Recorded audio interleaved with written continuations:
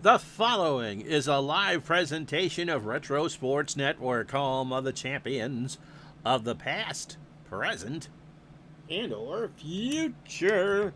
Hi, my name is Ron Juckett. Welcome to the program. Good morning, good afternoon, good evening. Welcome to the program for the 22nd day of July, 2025, and this is the last day of August, 1956, a Friday night in the Windy City, and with 5 teams pretty much doing pace laps. I believe the difference between the first place Tigers and the 5th place Red Sox is 3.5 games. Not what we thought when we started this project. We thought it would be the National League.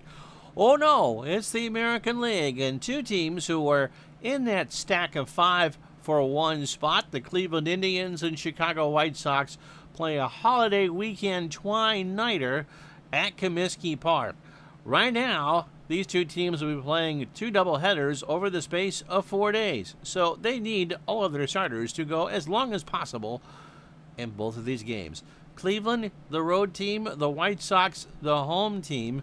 So you pretty much you don't see Mike Garcia today, but you're going to see Herb Score and Billy Pierce, and I think Dick Donovan's going today too for the White Sox. So 18, maybe more innings of high pressure packed pennant race baseball for you as the White Sox and the Indians play on a Friday night in Chicago. If you're quite ready for the next 2 hours of baseball, let's do it, shall we? As Retro Sports Network presents Major League Replay 1956. Tonight, a doubleheader from Comiskey Park in Chicago, Illinois. It is the Chicago White Sox and the Cleveland Indians. And today's doubleheader is brought to you by DigitalToDice.com, the best darn podcast on the web for your sports simulation and replay needs. Don't drop the chopstick, Ron. Find Dave and Vinny on Spotify, Spreaker, iTunes, or wherever else fine podcasts are listed. It is a drop-dead gorgeous start to this Labor Day weekend in Chicago, the 31st day of August, 1956. The Indians and White Sox have identical records. They are both 68 and 56, which means that this is game number 125 and 126 for both. Under 30 to go with, after today, 30 days to go in the season.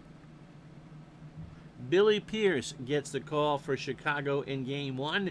He is making his 29th of 33 starts. He's on a 3-game losing streak. He's 29 years old, fastball at 88, and a ground ball pitcher. He is 9th. Actually, the top 2 strikeout pitchers in baseball are going at this, Pierce and Herb Score. Billy is 9th in ERA, his 12-11 record with a 3.51 ERA, 11th in wins, and his 171 strikeouts is just looking up at Herb Score, as in everyone else. 6th start against the Indians. He hasn't beaten them yet, despite pitching well. 42 innings, 37 hits, 16 runs, 15 earned. He has walked 13, struck out 28, and despite that 3.21 ERA, he is 0-4 against Cleveland. The last time out was against the Orioles 5 days ago. Did not get a decision in a 5-3 win, although he went 9 innings. 139 pitches, 9 hits, 3 runs, all earned. He walked 3 and struck out 9.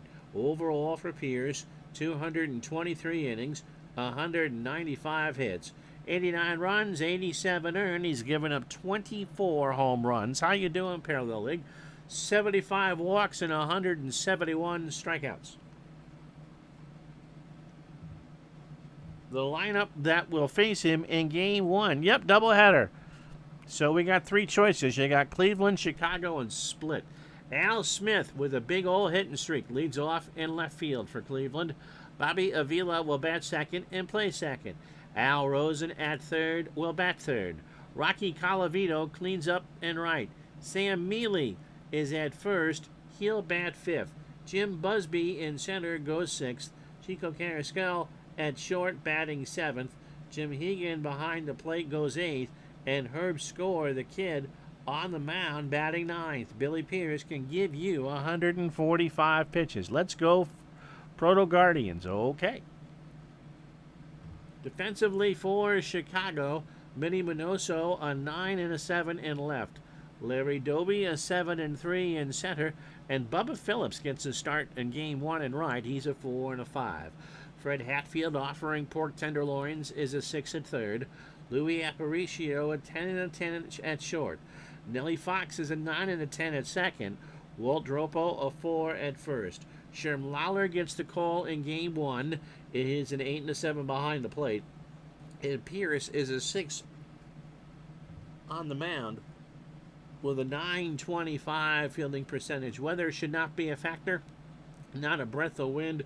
73 degrees. First pitch at 4:35 Central Time.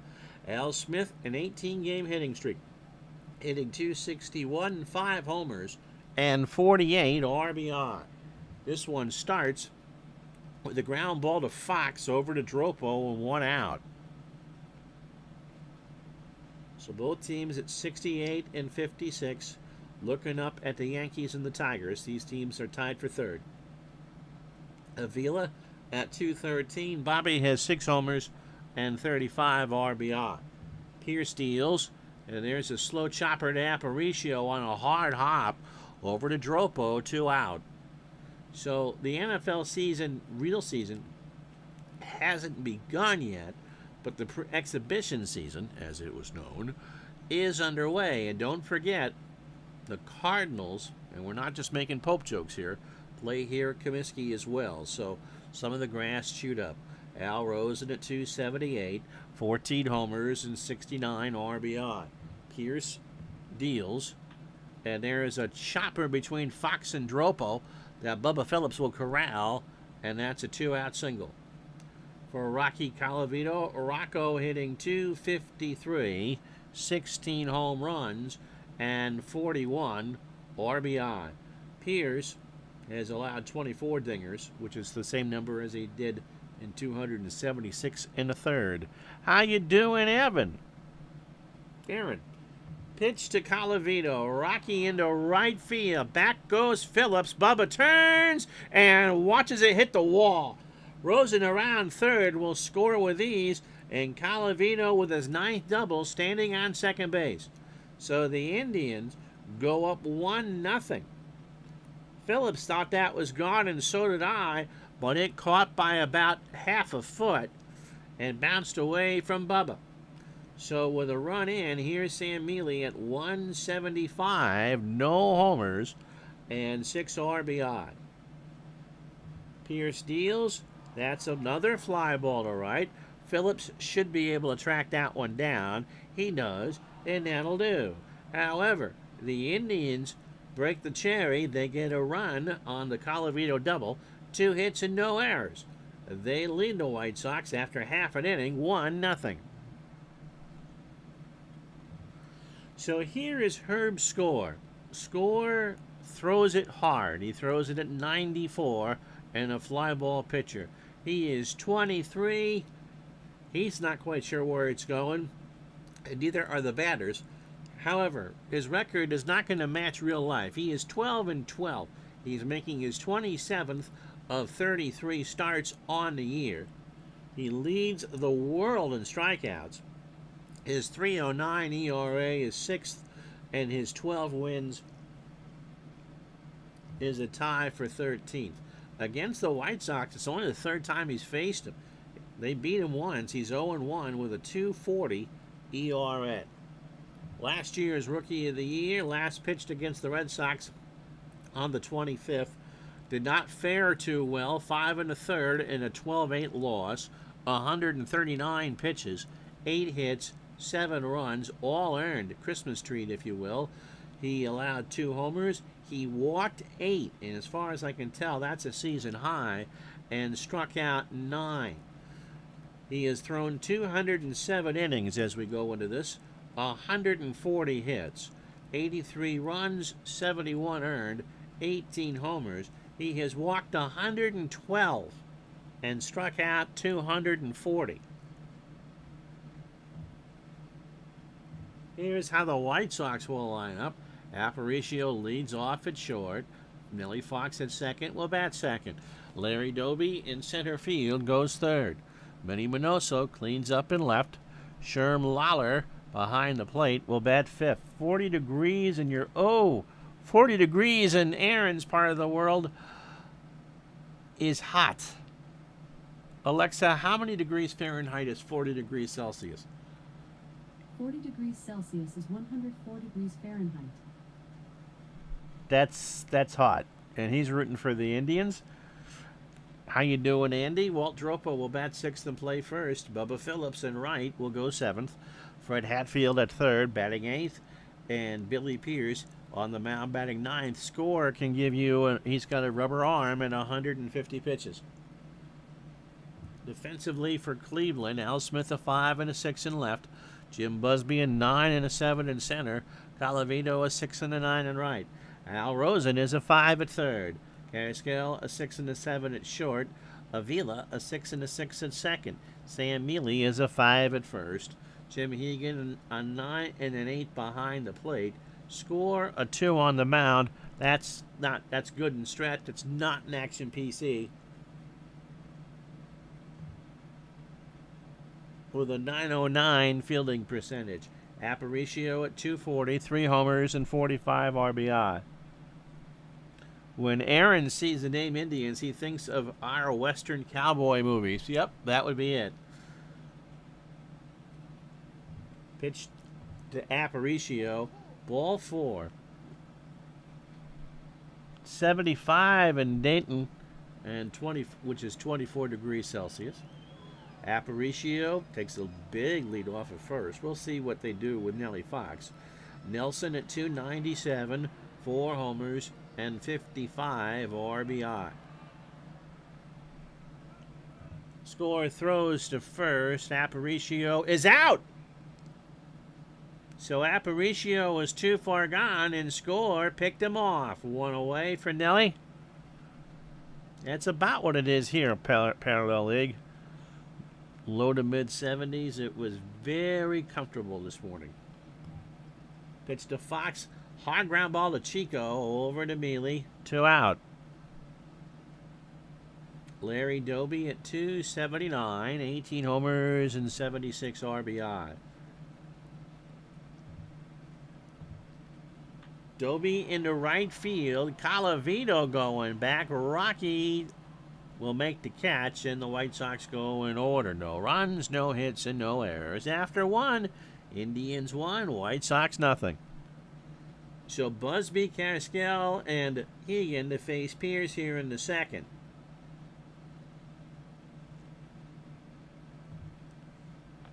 Popped up. Lawler to the screen. Nope. Hits it, and the count is a ball and 2 strikes. A good 68 in Tirana at the moment. Yeah, just very comfortable. It will warm up through the week. This was supposed to be a Thursday doubleheader, but the forecast here for Burlington shows low 90s. Guess what I'm not doing Thursday? Pitch to Busby. There's a ground ball to the mound. Pierce first base side. The rubber throws to Dropo, and Busby is retired. 1 out for Carrasquel. Chico at 240, 14 homers and 59 RBI, right? Yeah, 59 RBI.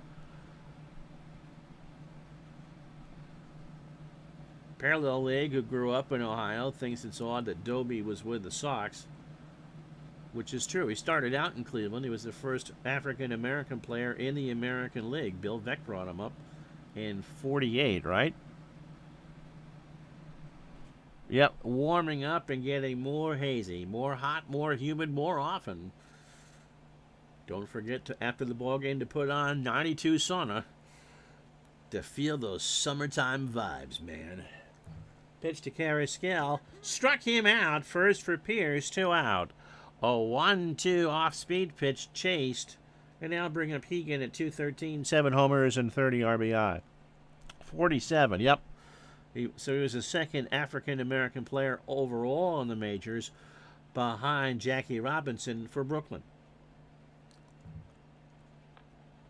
Ground ball to short. Aparicio's got it over to Dropo. and he is retired. So Cleveland goes in order, and they get a half in the books. So game one, 1-0 Cleveland. Doby also managed the White Sox in '78, and I believe he was the second person of color to do that behind Frank Robinson, who was a rookie for the Redlegs in '56. Minnie Minoso, Sherm Lawler, and Walt Dropo to face score here in the second. Minnie at 283, 18 homers, and 91 RBI. A few weeks after Robinson joined the Dodgers, he became a regular the following year. Yep. Doby, a very, very good player. Hall of Famer, if I'm not mistaken, in his own right. Minoso in the left center. Smith, Carrascal will grab it. That looked good off the bat, but calmed right down. 1 out. Lawler at 297, 5 homers and 51 RBI. This time of the day, again, you're looking at a first pitch around 4:30. The infield would be increasingly in shadow, while the outfield, especially where Smith and Busby are going to be squinting to see fly balls. And if you forget what that's like, just go back and watch a Dodger World Series game from the late 70s and early 80s when they were starting games around 5:30 Eastern or Pacific. Lawler into right field. Colavito going down the line, and Rocky will make the catch. 2 out. It was 5:30 local, Ron, not 5:30 Eastern. Walt Dropo at 267. 7 homers and 45 RBI. Looks like most of his career was with Cleveland, but he went to Chicago for a few years. I thought, yeah. And then he went back to Cleveland. A class act no matter where he was. It took, it took a long time to get him in. But deservedly so. Score deals. Struck him out. First K for his score. A full count fastball. And Dropo stood there like a train on the side of the road. That didn't make any sense.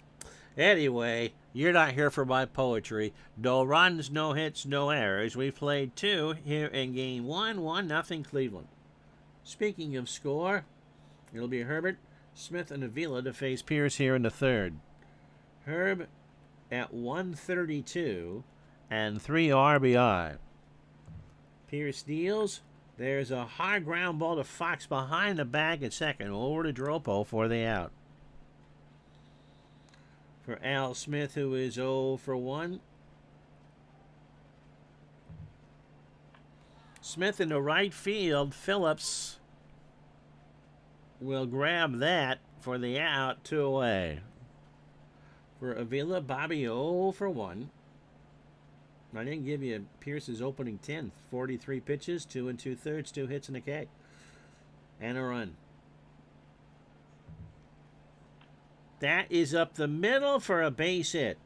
So Doby throws it back in. Third hit for the Indians. Here's Rosen. He singled and scored in the first. Rosen down the line and right. Phillips won't be able to get there. Avila's got the afterburners on. He's going to score on the double from Rosen. And the Tribe lead at 2-0 here in game 1. Doby played a final year in Japan. I think you told me that. I know we've talked about that with somebody before. Here's Rocky Colavito. Rocky doubled home Rosen in the first. So Pierce being outdueled by score early on. Colavito, left center field. Back goes Doby. Larry makes the catch. And that will do. They get a run to the Indians on 2 hits and no errors. They've left on 2, and after 2.5, it's Cleveland 2, the White Sox nothing. So Phillips, Hatfield, and Pierce to face score. He was faced the minimum through 2. Bubba at 256. We've used him as a pinch hitter in this replay before. 3 homers and 11 RBI.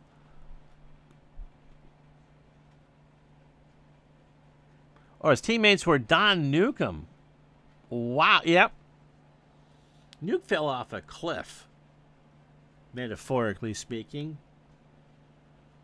He went to Cincinnati, never got them over the top, and then was done. I mean, this year, 56, Nuke won 27 games. in real life. Pitch to Phillips, struck him out. That's 2 for score. 2-2 off speed, got him looking. 1 away for Hatfield at 2:59, 7 homers and 25 RBI. Dobie is a Garden State Parkway service area. Yeah, we talked about that before. Wonder if that's one of the few Roy Rogers that are left. And for those of you who don't live in the Great Northeast, you can only do this on toll roads, I believe.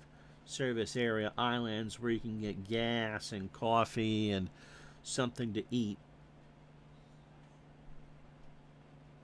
And New Jersey names them after famous New Jerseyans. Is that the right word? New Jerseyites? So Snooki will get one eventually, but Vince Lombardi has one up by Giant Stadium or MetLife Stadium, and James Gandolfino has one. I'm sure Thomas Edison does. Pitch to Hatfield. There's a fly ball, center field. Busby tracks over, makes the catch 2 out for Pierce at 148 and 5 RBI. Newcomb played in first base. Really? Only pitched 1 game. His arm must have been shot, would be my guess. Pitch to Pierce, struck him out. That's 3 for score, 9 up. Well, he's retired gone to the minimum. That's the word I'm looking for. Through 3. After 3, Cleveland 2, Chicago nothing. So Mealy, Busby, and Carrasquel to face Pierce here in the 4th. Sam 0 for 1. Struck him out. That's 2 for Pierce. Now an 0-2 fastball got him looking. 1 out for Busby, who's 0 for 1. There's a fly ball left field. Minoso comes in. 2 out. For Carrasquel, 0 for 1. Chico struck out his first time up.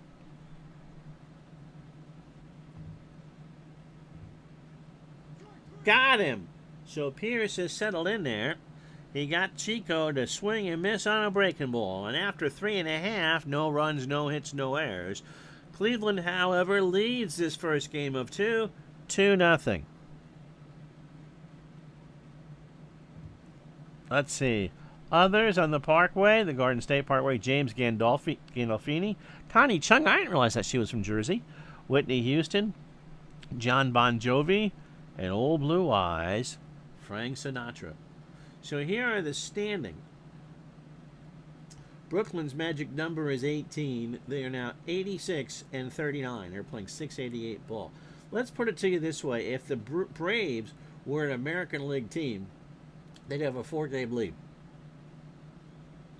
But they're 11.5 behind the Dodgers. So everyone is still technically alive in the American League. It's like watching parade laps at a car race.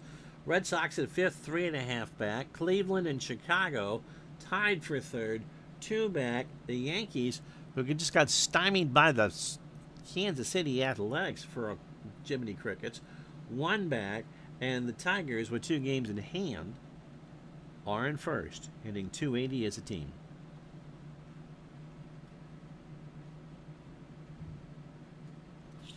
Opening 9 for score, 3 innings, a walk, and 3 strikeouts on 34 pitches. That walk, the only base runner for Chicago. Leading off, Aparicio, and then Aparicio was picked off at first. They play for the bunt.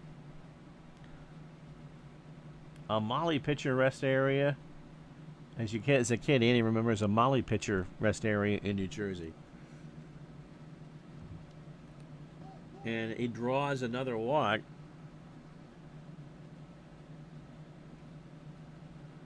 I don't know if any other state names their rest areas. I don't think New York does on the Thruway. Fox 0 for 1. Again, we're not going to steal Aparicio right away. They throw to first, and this time Louis is glued to the bag. Now we'll go. What do we want to do here? We're going to hit and run.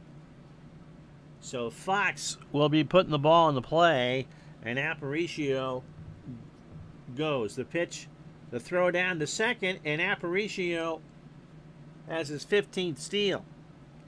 So Fox swung on and missed. The count is 2 balls and a strike. And Aparicio takes a healthy lead off a second. They trailed 2-0 in the first of 2 here on the last day of August, 1956. Fox into right field. That is well hit. Back goes Colavito. Into the second deck it goes. So Fox hits his 5th of the year, and we're tied up.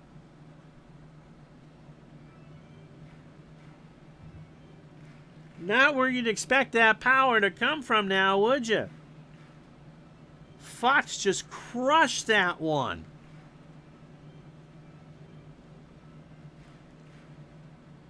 And now bring up Doby, who's 0 for 1. Andy worked at one of the, which one did you work at? On the Thruway when he was in college and I was in high school.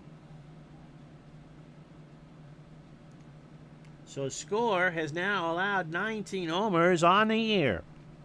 That ball was just crushed. Doby, foul ball, third base side. And someone from a conclave made that catch. It's 0-2. Score's pitch.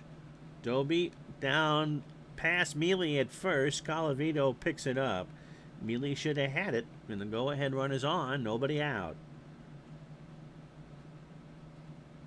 For Minnie Minoso, who is 0 for 1. So Score, who did not give up any hits the first 3 or runs, has allowed 2 of each here in the 4th. That is up the middle for a base hit. Doby will hold at second. That took a true hop into Busby's glove. Busby's arm is good. Doby's speed is not. So first and second for Lawler, who's 0 for 1. 2-2 now here in the 4th. Howard Stern had one, but they closed it down. Did too many people want to go to Baba Booey's? Aaron rooting for Herb Score. Herb tips his cap. Winds and fires. Lawler, line drive to Carrasquel, and everybody's got to scamper back. 1 out. Stay with your aunt in southern New York. Okay. Walt Dropo 0 for 1 with a strikeout. They've redone most of them now. They used to be just kind of small house-like things with a mobile or a shell station and a private restaurant inside that probably wasn't open around the clock. One of the best pizzas I've ever had was at a rest area just above the Tappan Zee. Pitch to Dropo. There's a fly ball the opposite way. Back goes Smith. Al will make the catch. Doby tags and will hold, and there's 2 out. So Score takes a shot of adrenaline from Aaron. 2 out for Bubba Phillips, who struck out his first time up.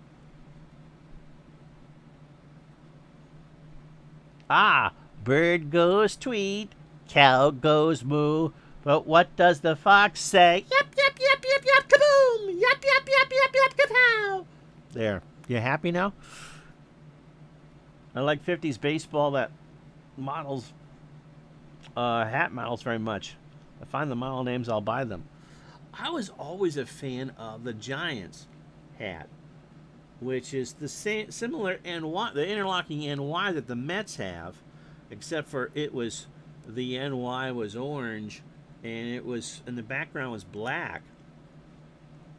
And so when the Giants and the Dodgers moved out west and the Mets were born in '62, they took the interlocking Giant NY and put it in front of a Dodger blue. Easy for me to say. Phillips struck out his first time up. 2 out, 2 on. Fly ball left field, but that's going to hook foul. And the count is 1-2. Sloatsburg, New York. Had a pedestrian bridge from one side to the other. Thank you, Tribe fan. Okay. You're welcome. I'm not trying out for American Idol. Pitch to Phillips. There is a high ground ball to Carrasquel. Goes across to Mealy, and Bubba is retired. However, Nellie Fox, of all people, goes pow. 2 runs on 3 hits. The first offense really off a Herb score. We go to the 5th, 2-2. If you're joining us, doubleheader day today on Retro Sports Network. We'll also have another doubleheader for you Monday for Labor Day. Jim Hegan is 0 for 1. Hegan score, and Al Smith to face Billy Pierce here in the 5th. Gets away from Lawler. The throw down to Dropo in time. So a 2-2 curve that got loose, but they were able to throw the runner out. Here's score. Herb 0 for 1.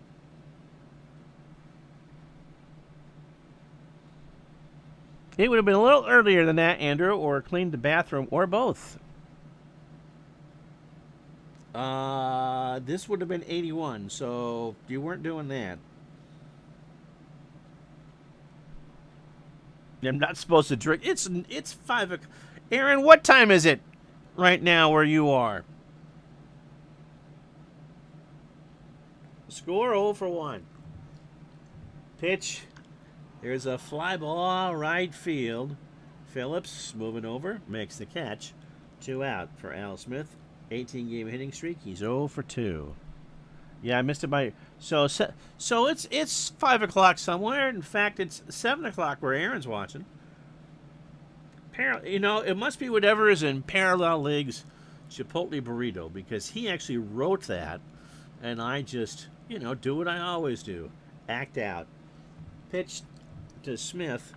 There's a chopper down to 3rd. Hatfield has it over to Dropo, and as you do the gong show with my singing abilities, halfway through game 1, no runs, no hits, no errors, 2-2.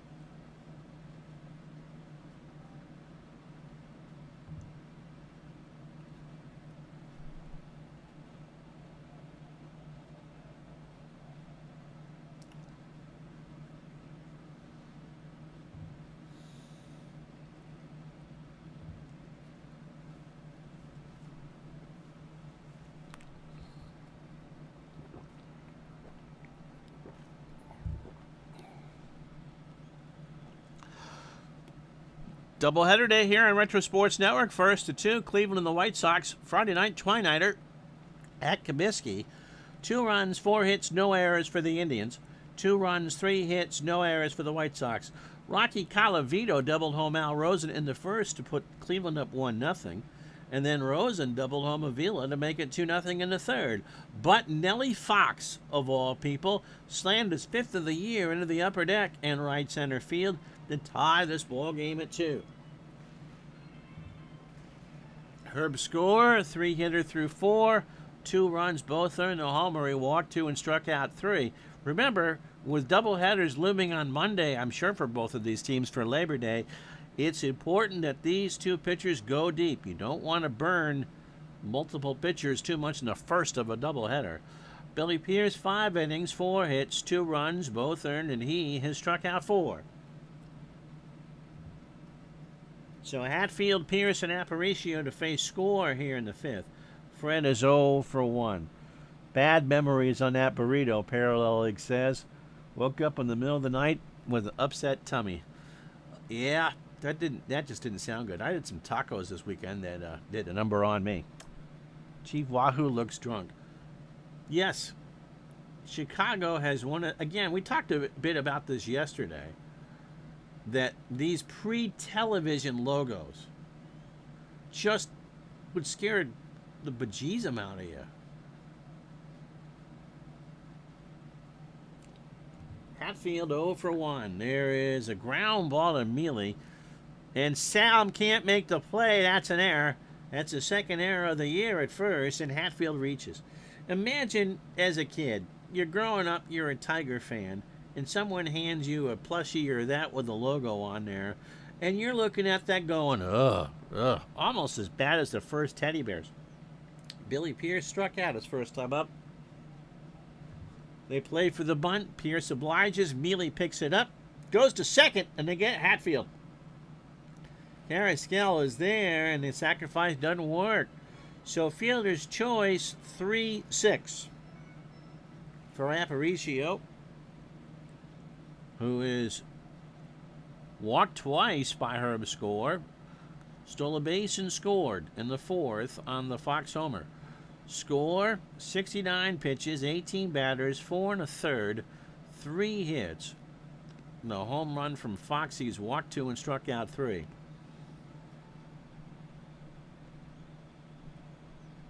Andy lost the feed. Going under some bridges. That's what you get for being on 1700 AM in 2025. Aparicio. There's a high fly ball to left. Smith will make... No, it's a ground rule double. I thought he had it. Couldn't get it. It hit off the warning track and bounced over. That's an 8-foot wall. And so... kind of unfortunate for Chicago because runner has to hold. Here's Fox. He homered his last time up. 1 for 2. Hit his 5th. And is driven in 57.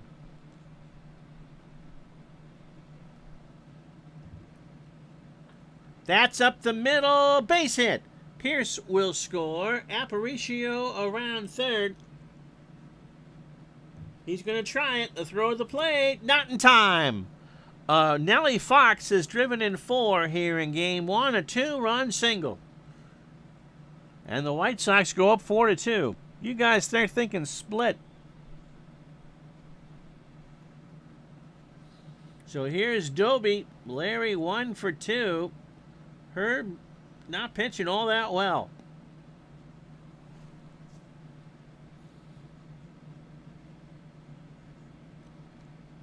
I think both teams would be happy with a split. Red Sox had a walk-off catcher's interference loss last night. First time a game has ended that way since 1971. What the hell is all that hair in my drink? My wife is shedding, because that's not my hair. Pitch to Doby. Struck him out. That's 4 for score. A 1-2 cutter at 95 below the belt. Bonoso 1 for 2. A walk-off catcher's interference. Holy Ed Armbrister. Bonoso, there is a ground ball to third. Rose in a long throw across. And Minnie is retired. However, Nellie Fox, the big hero, his 2-run single. He's driven in all 4 runs today for the White Sox. They lead the Indians 4-2. So 2 runs, 2 hits in the air, and the air is costly. Avila, Rosen, and Colavito to face Pierce. How you doing, Barb? Greg tells us he was not at that game in 1971. That makes 2 of us, because I would have been in utero. Bobby Avila 1 for 2. He has singled and scored. Foul tipped it, and Lawler couldn't hang on. Full count. There is a line drive past Hatfield down the line at third. Avila's going to have 2 easily.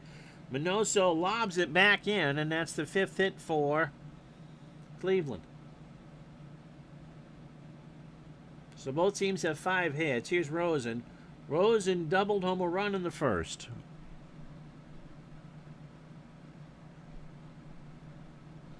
Batter swung, hit the catcher's mitt, and the bases were loaded.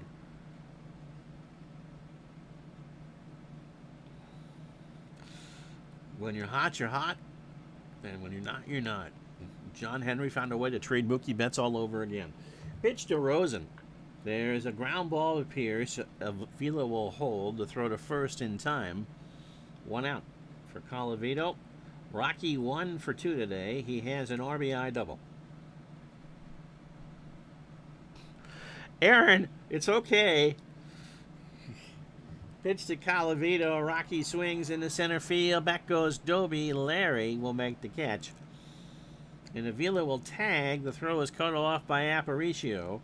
And there's 2 out. Mealy, the tying run, is 0 for 2 with a strikeout. That is a Jerry Reed song. Had nothing to do with being jealous of Sally Field and Burt Reynolds. Pitch to Mealy. There's a line drive to Doby, who makes the catch to retire the side. No runs, a hit, no errors. After 5.5 in game 1, White Sox 4, Indians 2. So Lawler, Dropo, and Phillips to face Score here in the 6th. Sherm is 0 for 2. Base hit, left center field. Smith will pick it up. Lawler will hold for Walt Dropo, who was 0 for 2 with a K. These two teams 2 games out of first, tied for third. Tigers in first, Yankees 1 back in second. These two teams 2 back, and the Red Sox somehow, some way, 3.5 back in fifth. Pitch to Dropo is a line shot to Rosen, and Dropo is out, 1 away. For Bubba Phillips, who's 0 for 2 in game 1 with a strikeout. Snap throw down to first, and Lawler is back. Score has fanned 4 over 5 1/3. It was a check swing of all things, that walk-off catcher's interference. Hicks was throwing 100, and the ball was just past the catcher. He checked, or by Sosa, the batter, checked the swing, and it hit the catcher's mitt. And to quote the late Joe Garagiola, baseball is a funny game. Pitch to Phillips. That's into center field, and that will drop for a single. So Lawler on second, Phillips on first for Hatfield. Fred is 0 for 2. That's nuts. Ground ball to Avila. Carrasquel for 1, Mealy for 2. So a 4-6-3 double play. Aaron takes a big deep breath on that. So does Herb Score. No runs, 2 hits, no errors. We go to the 7th in game 1, 4-2 Chicago. Busby, Carrasquel, and Hegan to face Pierce. Jim is 0 for 2. Herb knows the score. Pierce starts the inning. Ground ball to short. Aparicio is a brick wall there, and Busby's out on a bang-banger. I thought Busby was going to beat that out, but Aparicio just has a cannon there at short. 1 out for Carrasquel, who is 0 for 2. He has struck out 2. Twice. Past Hatfield. Manoso. Got it! He dove and made a fantastic play. How about that? 2 out. For Hegan, who's 0 for 2 with a strikeout. So Pierce winds and deals, and Hegan draws the walk. For a Score, let's see what they do with Herbie here. Pitch count wise, he's fine. They trail 4-2 with 2 out in the 7th. He is 0 for 2. Hicks was all over the place. Ghost runner followed by a walk on 4 pitches. A wild pitch, another walk on 4 pitches. Sosa was down 0-2 in the count, worked it to even, and then the check swing to tie the ball game. Philly even swung at a pitch. They're 2 back. They are 2 back. The 54 American League champions well in the chase here in 56. Score stays in the game. Pierce strikes him out. Stretch time 4-2.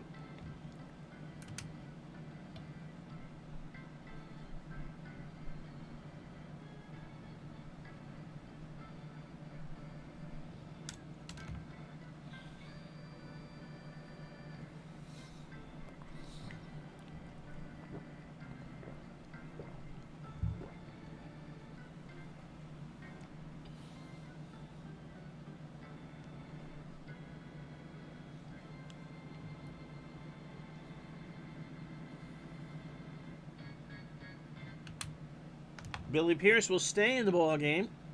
As we start the bottom of the 7th, Billy is 0 for 2 with a run scored and a strikeout.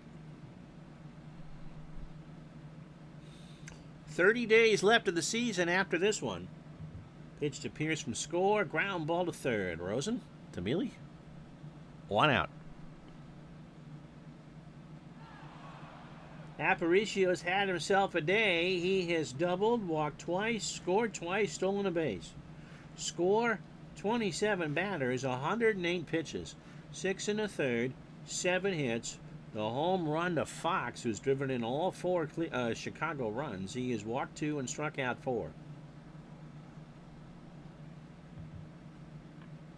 Fly ball to right. Calavito. 1 out. So here is the man of the hour. Nelson has singled. A 2-run single in the 5th. A 2-run homer in the 4th.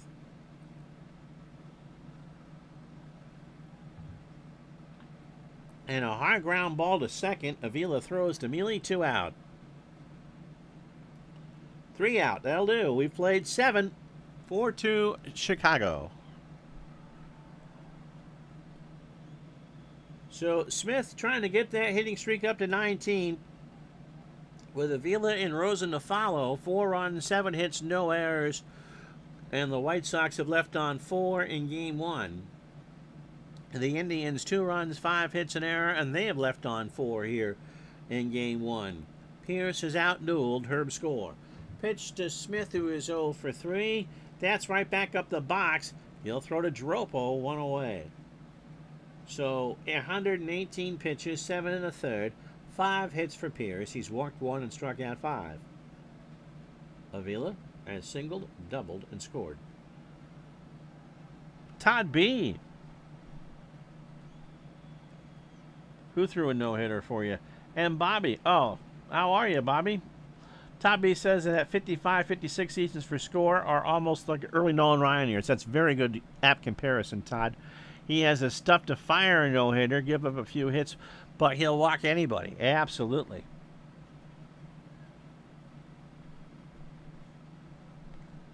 So Avila 2 for 3. He has singled, doubled, and scored. Pierce steals. That is a base hit left center field. Doby will cut it off, and Avila will hold with a single. That's his 3rd hit of game 1. Al Rosen 2 for 3. He had a double, an RBI. That came in the 1st, and a run scored. He is a tying run here.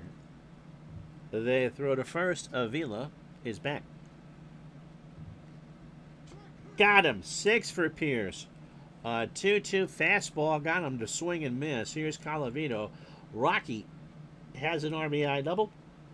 Has now driven in 42. He's 1 for 3. Oh, you played the NFL Championship in 63 APA. How did you do that? Giants 23, Bears 10. God bless you, my son. That was such a stingy defense for Chicago that year. Would you believe that was the only time? Oh, no. There was 64 they missed too. There was only like 2 years the Packers missed while Lombardi was there. And 63 was one of them. It was the Giants and the Bears in the NFL Championship. And in 64, it was the Browns and the Colts. Calavito, as we said, 1 for 3. Avila on, struck him out. 7 for Pierce. We're through 7.5. No runs, a hit, no errors. We go to the bottom of the 8th. Chicago 4, Cleveland 2.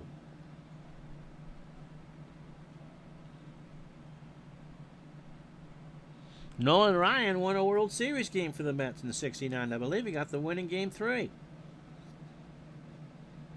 was the only time that Nolan Ryan made the World Series. You win a bar bet with that. Larry Doby 1 for 3. He hit single and struck out. There is a ground ball to Mealy. Takes it himself for the out. It really wasn't until Ryan ended up in Houston in the 80s that he found a way to harness his wildness. I mean, wouldn't give up a hit, but he wouldn't allow anyone to bat. Strike out 350 a year, but walk 120. Did that with the Angels. Minoso 1 for 3. Minnie's got a single. That's up the middle. Avila behind the bag throws to first, 2 out. What a play for Bobby Avila. Crowd gives him a good hand. 2 out for Lawler. Sherm is 1 for 3 with a single. Wasn't as cold in Captain Carl's room as it was at Wrigley Field that day in 1963. Tittle only threw 2 interceptions instead of 5 that he did in the actual game. Good for you. The 60 Eagles were the only team to beat Lombardi in NFL championship game. That is true. Packers would win in 61, 62, 65, 66, 67.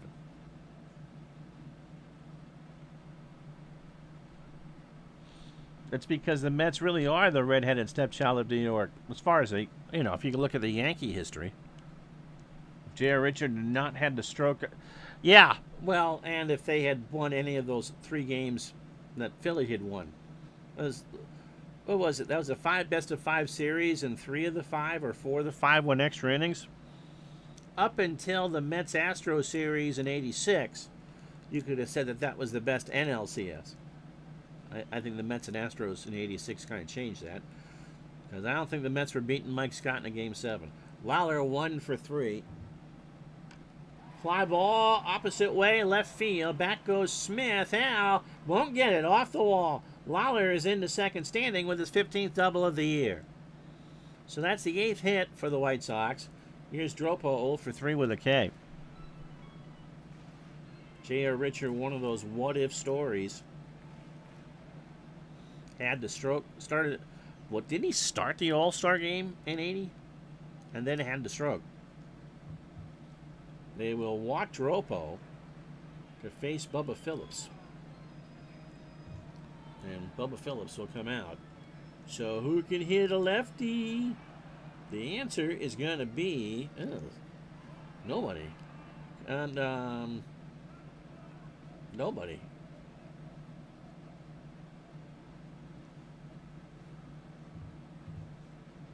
They let him hit with a 2-run lead. Bubba has singled and struck out. He's 1 for 3. That is a line drive to Chico, and we'll go to the 9th. No runs, a hit, no errors. Remember, it's a doubleheader. We'll go to the 9th in Game 1. Chicago 4, Cleveland 2. So the Indians 2 to tie, 3 to go ahead. It'll be maybe Mealy, certainly Busby and Carrascal to face Billy Pierce, 3 outs away from his 13th win. Sam is 0 for 3 if he bats with a strikeout. The manager should talk to Herb. Well, he got beat by Nellie Fox. It wasn't a third stringer. I mean, the home run was a huge surprise, and then the 2-run single. Cleveland is left on 5. They've had their chances. Pitch to Mealy. Got him. 8 for Pierce, who was outpitched score. Jim Busby is 0 for 3.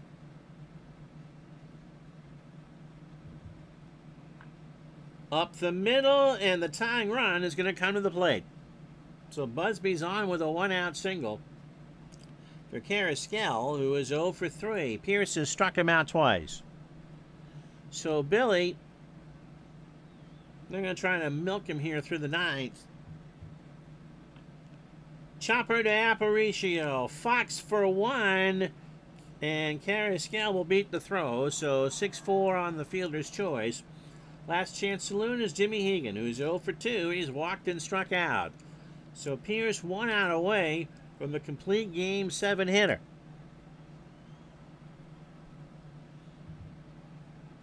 Got him, and the ball game is over. So the White Sox get 1 here. 2 hours and 31 fake minutes. Go get your hot dogs and your mustard now. First pitch of Game 2, let's see, will be at 7:36 Central Daylight Time.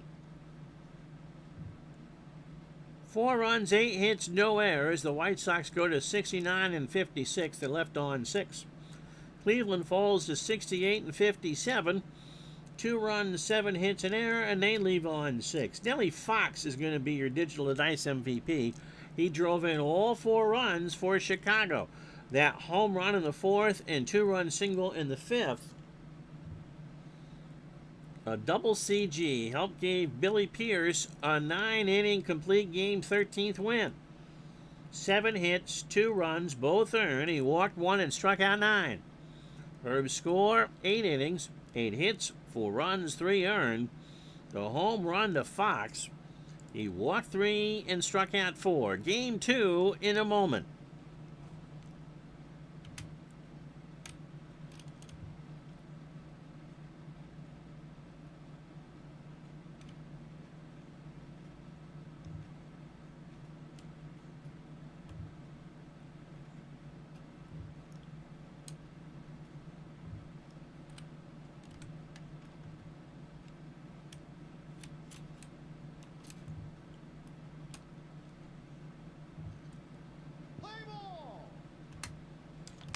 Well, that was a fast moment. Sox win and Elvis has left the building. Oh, it's still another game. Stick around. I got another game, Aaron. It'll be Dick Donovan and Early Wynn, Early's on short rest. They're going to go with him anyway. So this will be a bullpen game for the Tribe. It is not a bullpen game on the cards for Donovan, who was 29 years old. Fastball at 80. Yeah, it's a doubleheader. Fastball at 85 and a ground ball pitcher. Dick making his 25th of 31 starts. 11-9 with a 2.20 ERA. Only faced Cleveland once and threw a one-hitter against this club. Good luck there, Aaron. That one-hitter came on July 1st, a 4-0 win. He walked 2 and struck out 5. No, you don't. No, this is not a split admission doubleheader. Although, Todd, I'll take twice your money. Donovan last pitched on the 25th, so 6 days rest. Lost 4-1 to the Yankees. 7 innings, 102 pitches. 2 hits, 2 runs, both earned. He allowed a homer. He walked 2 and struck out 5. Overall for Donovan, 192 2/3. You all have your mellow yellow jokes. 137 hits, 56 runs, 47 earned, 15 homers. He's walked 49 and struck out 110.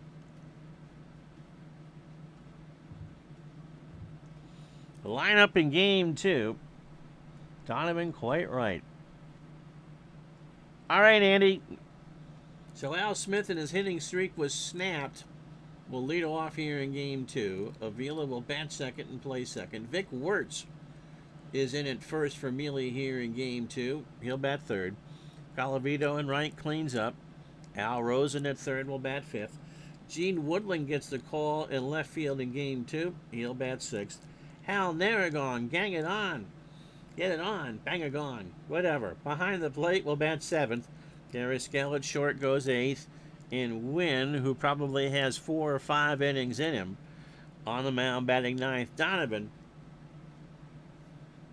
has 130 pitches. Hatfield a 6 at third. Aparicio a 10 and a 10 at short. Fox a 9 and a 10 at second. Philly at first for game 2 a 5. The outfield is Rivera's in today. Minoso a 9 and a 7 in left. Doby a 7 and a 3 in center. Jim Rivera in right a 6 and an 8. Lawler catches both ends of the doubleheader. He's an 8 and a 7, and Donovan an 8 on the mound with a 983 fielding percentage. Smith coming off the end of his 18-game hitting streak, 258, 5 homers and 48 RBI. And Wynn is going to pitch on short rest. Nope. Are we going to change him? I can change him, right? Early pitched 2 days ago, or on 1 day's rest. You know who we're going to have go?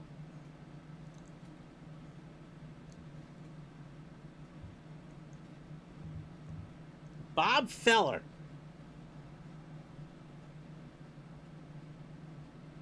He can go 150 pitches, so we're going to go with him. I don't know why. But one of the things about this game is it doesn't really take an advantage. Yeah, Early's pitching on the third, too. So he and Garcia will pitch the doubleheader. What were they thinking? They have 8 pitchers. So Bob Feller will get the call here in game 2. Yeah, we don't change it very often, but it gave you the option, and Wynn will pitch on the third Tuesday, whenever we do the holiday doubleheader. And so, no, you don't want him going like that. So Al Smith, we gave you his numbers. And so Bob Feller, warming up, gets the call in a big, big game for the Indians. White Sox win the opener 4-2. Popped up, Aparicio in foul territory will make the catch, 1 out. Good play. Avila now at 218, 6 homers and 35 RBI.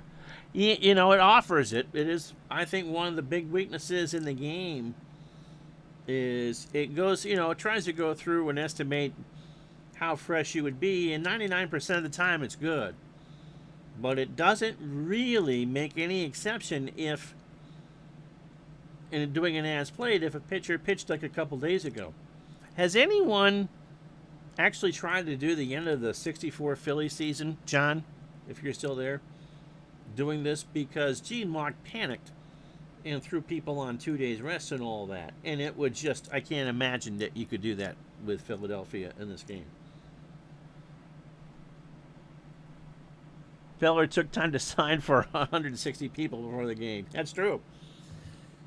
Avila, here's a ground ball to first. Philly's got it. 1-2 out. For Vic Wertz, hitting .245, 28 homers and 82 RBI.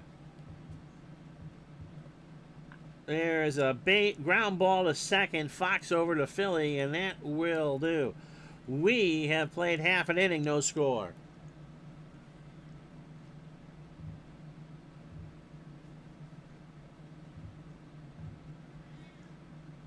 So Rapid Robert Feller, 38 years old. We might have, I'm sure we had him on when we did 49 1,000 years ago.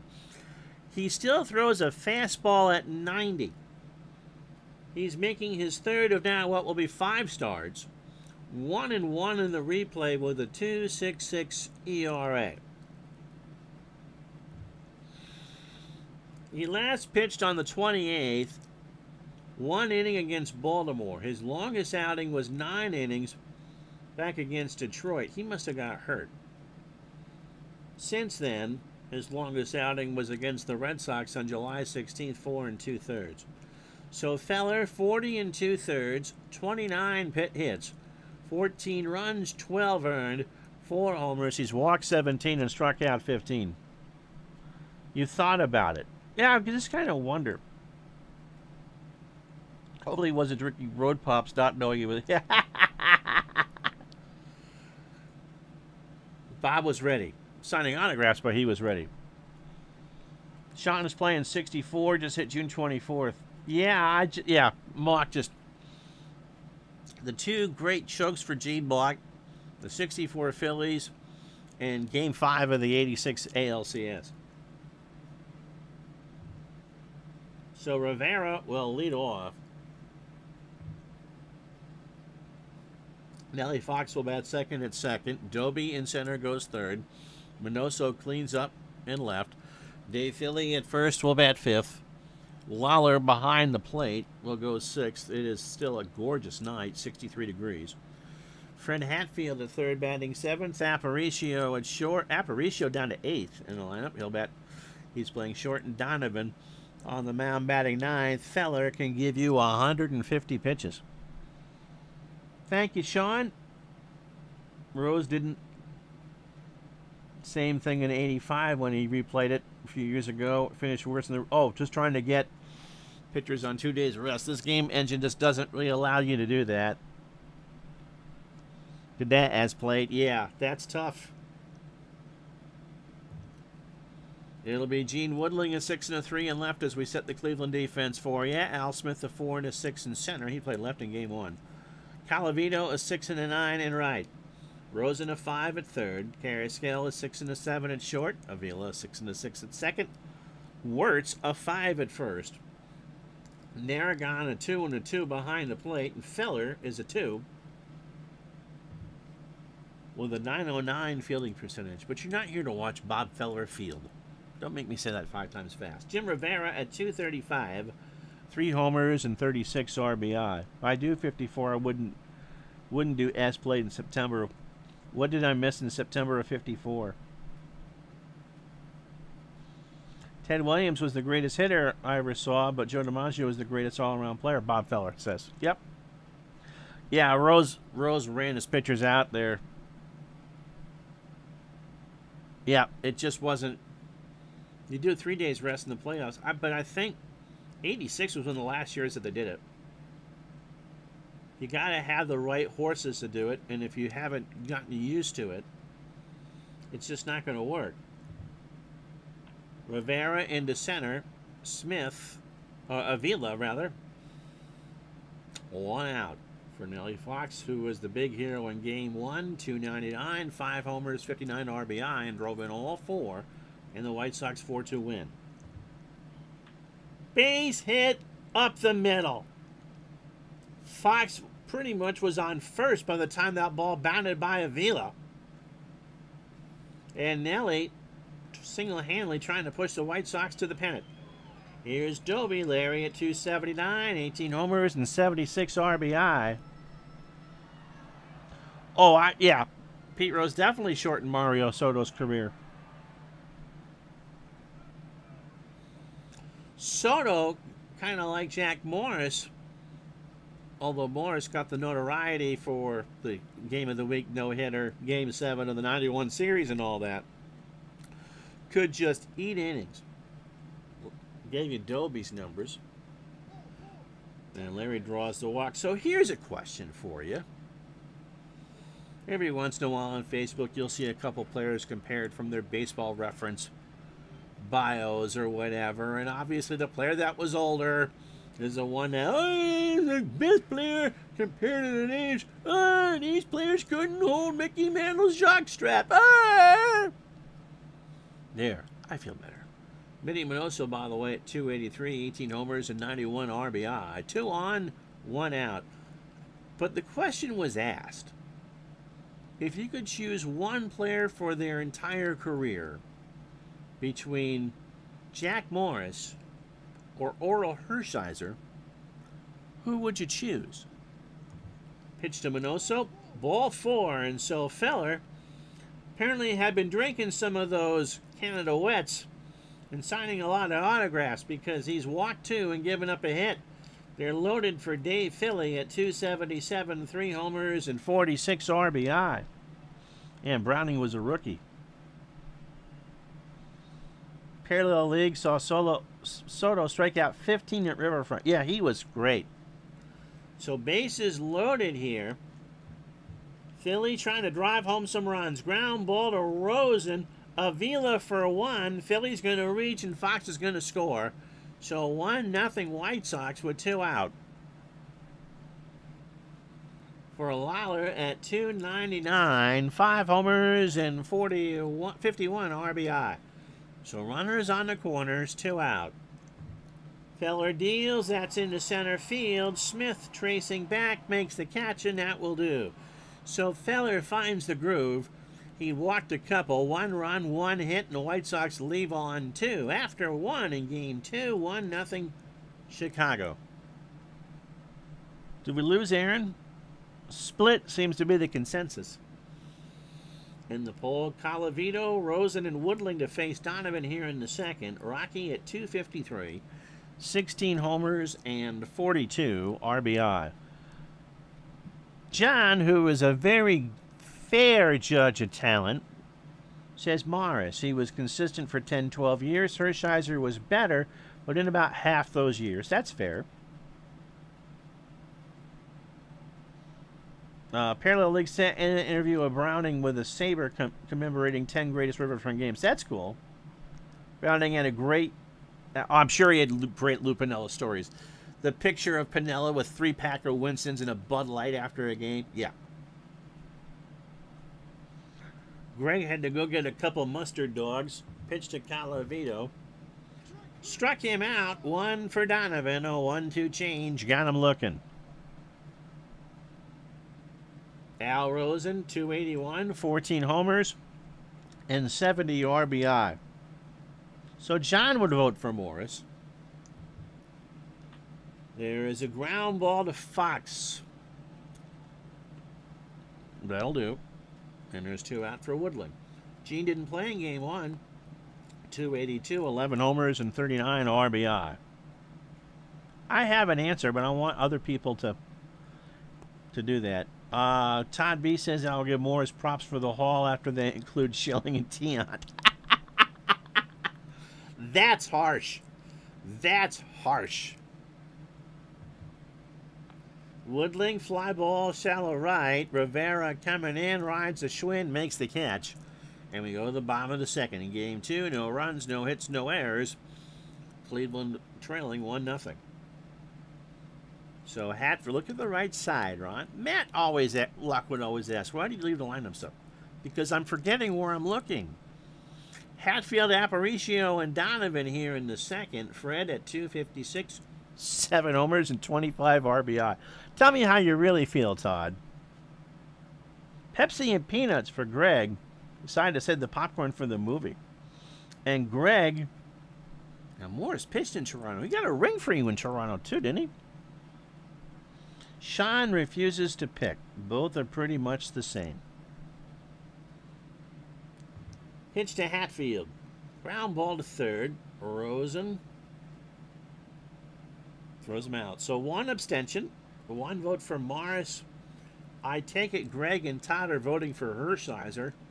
And how Jack Morris has been pillaged here. Here's Aparicio. Louis at 241. 3 homers and 45 RBI. Feller deals. They play for the bunt. Not happening. Avila waits for a bounder. And the throw to Louis is out. 2 away. So a better inning for Feller here in the second. Barb's getting 49 quick decks hockey. Dave loves that game. Barb, did you get the full play or the highlight game? Parallel League says Piniella was mad. Tried to kick the batting helmet and fell on his tuchus. The players were trying so hard not to laugh. Lou told them just to go ahead. Morris or Schilling?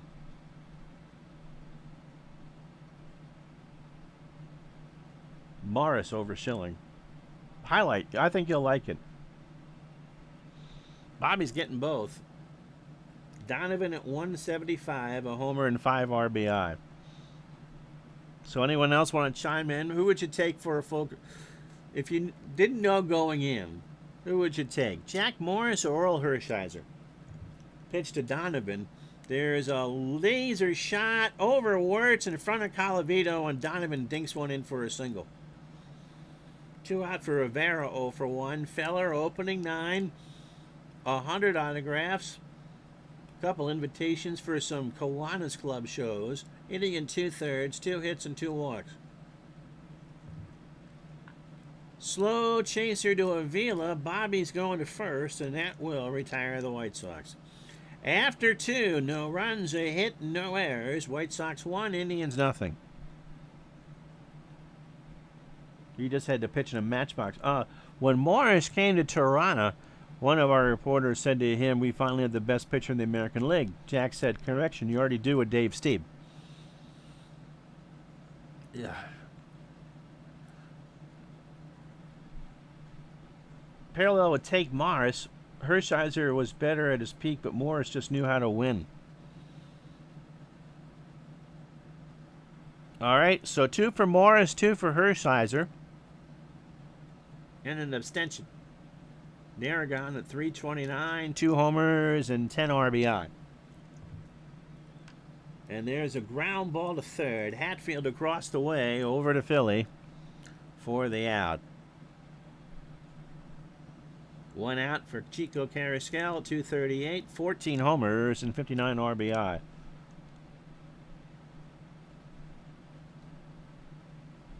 He was great in the 87 series. You mean 91? Viola pitched in the 87 series.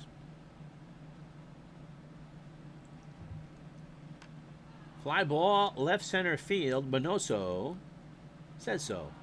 2 out. For Bob Feller, Bob 0 for 16 on the real year. 0 for 9 on the replay. I think that 91 World Series put Morris in the Hall of Fame. I mean, just to go out there, this was at the end of where pitchers didn't, aces were expected to go the distance, and Morris threw the shutout, the 10-inning shutout that won the World Series. I mean, that's pretty good theater. Pitch to Feller, struck him out, and Donovan is done through 3. No runs, no hits, no errors. 9 up, 9 down. 1-0 Chicago. Fox singled and scored in the first. In this doubleheader so far, he has either driven in or scored all 5 runs. To Avila, Bobby has it. Can't make a play. He had it and tried to throw before he could get it out of the glove. So Fox, what does the Fox say? E4 for Larry Doby, who walked his first time up. Can we compare Hendrick with someone? I was reading something the other day, Todd B. May have been on Facebook, about how George Hendrick helped someone. Watching George Hendrick play helps someone with their own mental health funk. And you never want to make fun of someone, and they don't necessarily watch the streams to know that, George Hendrick is a punching bag. But I thought of you when I saw that. That was funny.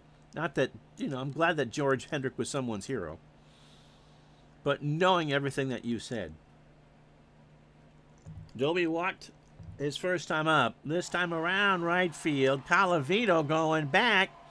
Rocky will make the catch, and Fox has to go back to first. So 1 out for Minoso, who walked his first time up. Feller had a bit of a hard time settling in the first. This was a snap surprise start. Early win, warmed up, felt something, and so Feller gets the emergency start.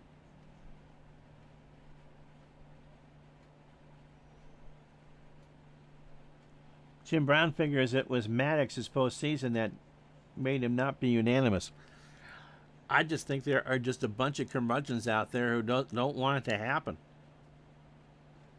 I mean, if Greg Maddux isn't a Hall of Famer, then there should not be a Hall of Fame. He was pretty good. Morris was pretty good with 92 with the Jays, but had plenty of run support going 21-6, but 93 was a disaster. 91 series was the first time it's the second time. Home team won every game. I think the Twins were turning the fan motors on when the Twins were batting. I have read that 87, that was the accusation. I don't believe it, but that was the accusation. Minoso, ground ball to Rosen, Avila for 1, and that's all they're going to get. So Minnie's on, 2 out for Philly. Dave, fielder's choice, drove in the only run of the ball game.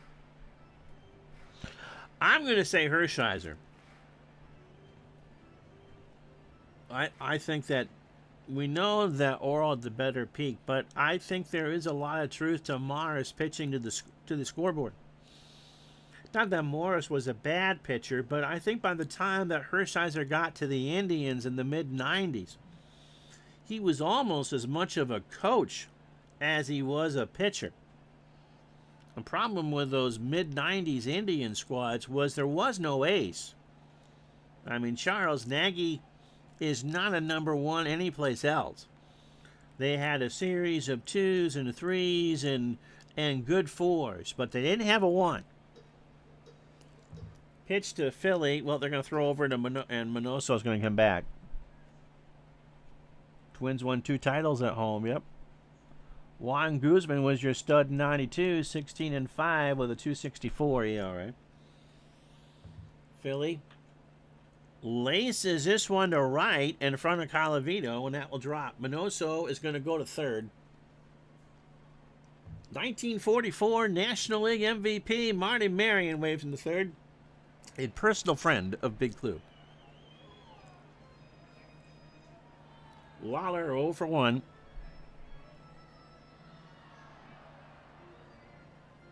Now, if you ask me who I would take with them, with the three with Dave Stieb, I would go with Stieb. As we've said before, Stieb was the one that kind of taught teenage Ron that wins and loss records don't mean all that much. Pitch to Lawler into center field. Smith will grab it, and that will do. So the White Sox threaten. They put 2 on and do not score. No runs, a hit, and an error. They've left on 5. We go to the fourth. 1-0 Chicago. Yeah, Martinez and Hershiser were great veterans. Absolutely. And you just ran into that Glavine buzzsaw in Game 6 of the 95 series. And we won't talk about 97.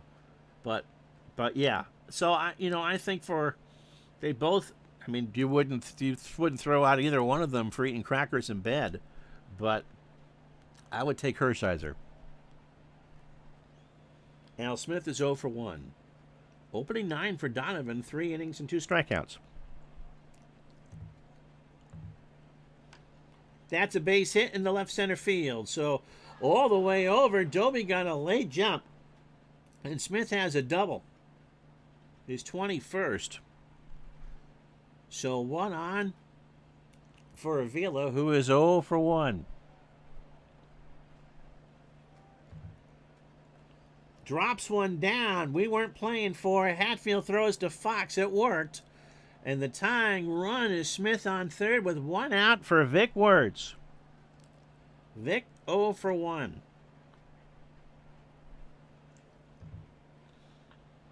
Fly ball right field. Rivera, this will tie the game.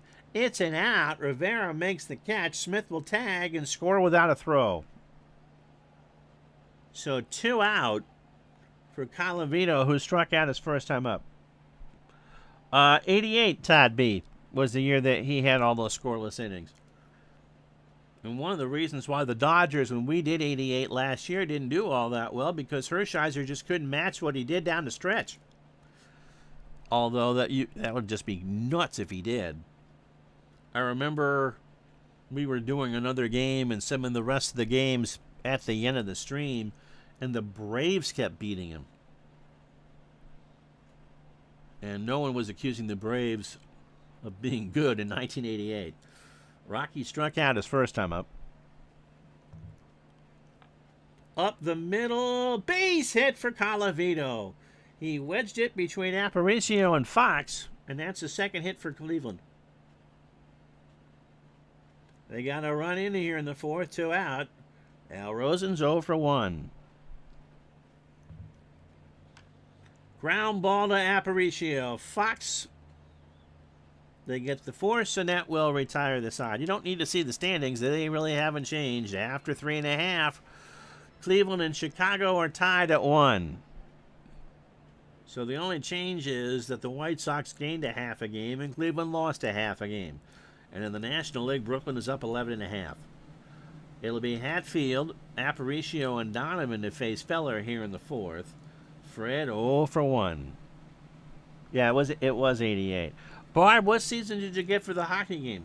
Did they have 93, 94? I'd imagine that would be the one that you want. That's up the middle. Avila snares it, throws to first for the out. Aparicio 0 for 1. So Feller, as the sun sets here in Chicago, has settled right in. Hasn't struck anybody out, but he's pitching well.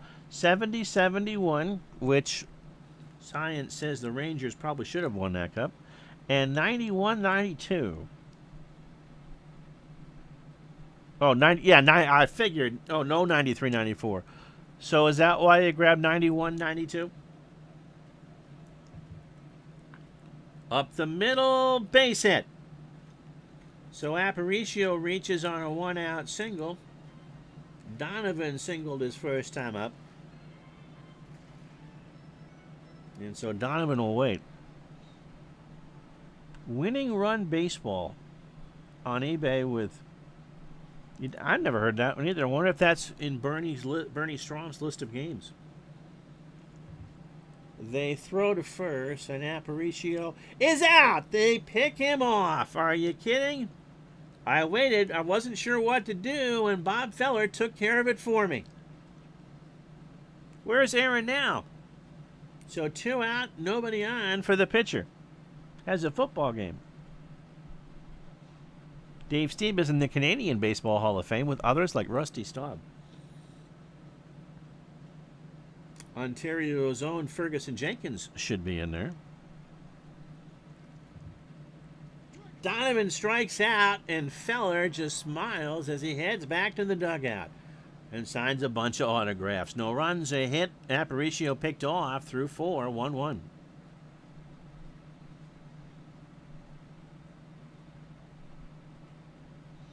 Tony Fernandez is in the Canadian Baseball Hall of Fame. I don't know. I mean, he played for a long time. That'd be an interesting case. Do I remember Alan Roth? No, I don't. Rusty Staub should be in Cooperstown. Woodling 0 for 1. Donovan starts the 5th. Fly ball left center. Minoso. 1 out for Narragon, who's 0 for 1. Got him. That's 3 for Donovan. Got him looking at an 0-2 off speed. 2 out for Chico. Carrasquel's 0 for 1. I know Mark Roth, one of the greatest bowlers of all time. Ground ball to third. Hatfield's got it over to Philly, and we're halfway home. Game number 2 of this doubleheader. The White Sox won the first one 4-2. Halfway home, 1-1.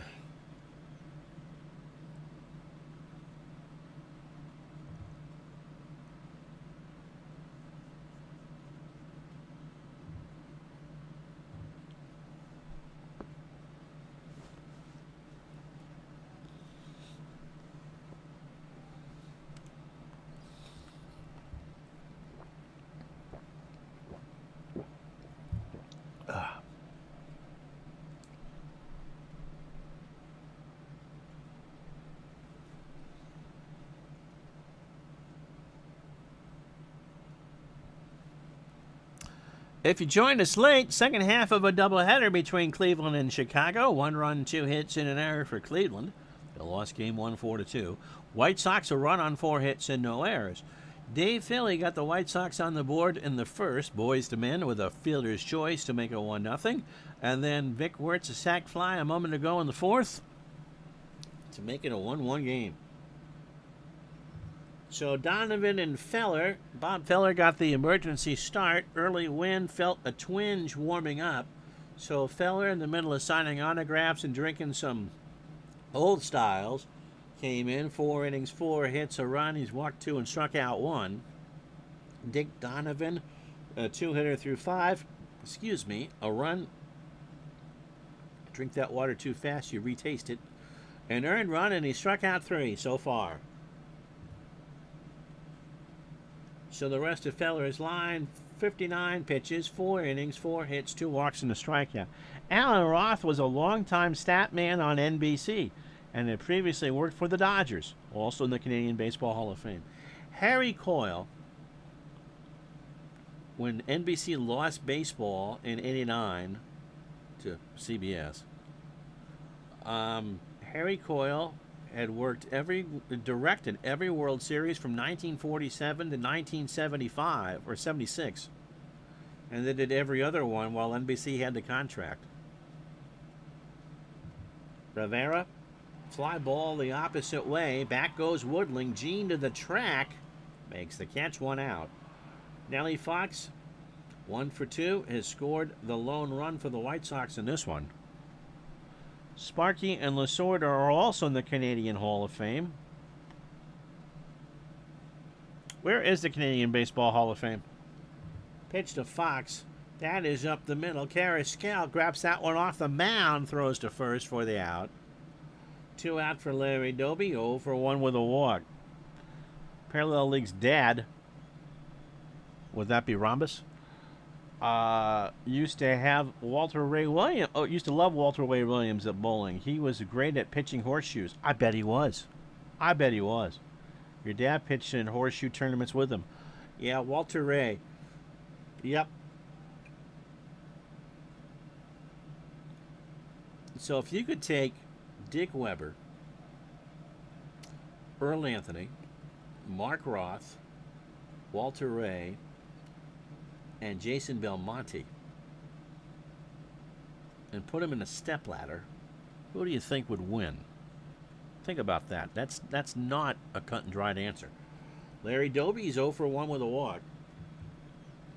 There is a ground ball to Wirtz. Vic will take it to the bag himself, and that will do. After 5, no runs, no hits, no errors. Game 2 of this twin bill, 1-1. So Feller, Smith, and Avila to face Donovan here in the 6th. Oh, Bo. Yep. He's working on a 5-6 here in the 4th. Yep. St. Mary's, Ontario. Okay. I have no idea where that is. Friend of the channel, Bob Busser, is doing one of the great ballpark photographers of all time, and I mean all time, is going to be doing some shooting up in Cooperstown this weekend. He's in Syracuse already. Feller, there is a base hit to Snow. No, he lined that laser shot to left field, and Doby makes the catch. 1 out. Wow, I thought that was a single. Al Smith 1 for 2 in game 2. Hitting streak is over, so it's back to 1, but he doubled and scored the lone run for Cleveland in the 4th. Donovan, 18 batters, 65 pitches, 5 1/3, 2 hits and 3 strikeouts. He did retire early for broadcasting. I'm sure he made more money as a broadcaster. Just an all-around great guy, too. Also from St. Louis, along with Dick and Pete Weber. Popped up. Aparicio makes the catch. And Barb is going, we talk about everything else, and now we're talking bowling? Yes. Yes, we are, Barb. Bobby Avila is 0 for 1. Parallel League used to go with his dad at those tournaments and keep score. They'd each give a scorekeeper a quarter. I'd get a bag of quarters and I'd blow it at the arcade playing asteroids. So did you beat Schenkel too, or was that not the PBA?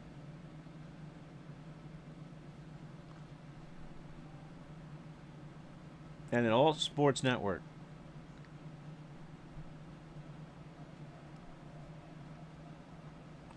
Are we talking Roth or are we talking Bo? Avila 0 for 1. Ground ball to Philly. Underhands it to Donovan, and Avila is retired. We go to the bottom of the 6th. No runs, no hits, no errors. Game 2 of this fingernail biting doubleheader, 1-1. So Minoso, Philly, and Lawler, and Minnie is 0 for 1 with a walk. Now, wasn't Chris great? Chris was perfect for bowling. Struck him out. That's 2 for Feller. Minnie popped it in the glove, and Narragon held on the fastball. 1 out for Philly, who is 1 for 2. Dave is singled and driven in a run. Oh, Cosell was just so obnoxious. And Philly draws the walk. You guys remember the TV show Real People? Made Byron Allen a lot of money. Sherm Lawler, by the way, 0 for 2. Feller. from the stretch. There's a base hit past Avila into right field. Colavito quickly cuts it off. Philly will hold.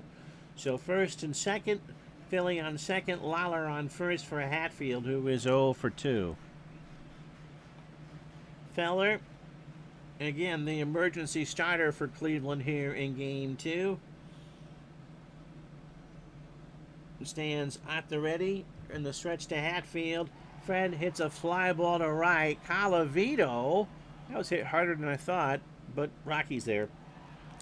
Lawler back to first. Philly will hold.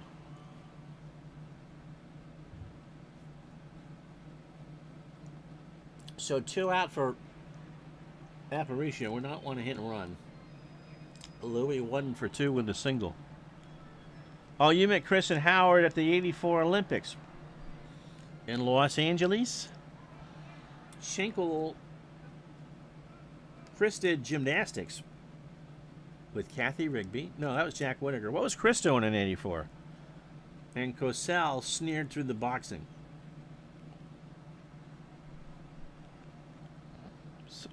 So what did Chris do? Chris and Rune Arledge, I don't think, liked Chris that much because Chris fell out of favor early. It always turns into a broadcast history lesson here, doesn't it? So, if you remember the TV show Real People. Sarah Purcell, folks. Sarah Purcell. They did a segment where when a group where if people were together and watching Howard Cosell bloviate over something, because people would shoot out their television sets, which was great if you needed to buy a new one, I suppose. There were foam bricks, and if Cosell said something stupid or irritated you, you just threw your foam brick at the TV set, and the wife wasn't so upset with you after that. Pitch to Aparicio. Runners on first and second. Ground ball to Wirtz. What's Vic going to do? He's just going to take it to first himself. Aparicio is retired, and that is the third out. No runs, a hit, and no errors. We go to the top of the 7th here at Comiskey. Game 2, 1-1. So Wirtz, Colavito, and Rosen to face Donovan. 5 hits for the White Sox, 2 for Cleveland. Not sure. Met him in the Village. You were working with CBC, of course.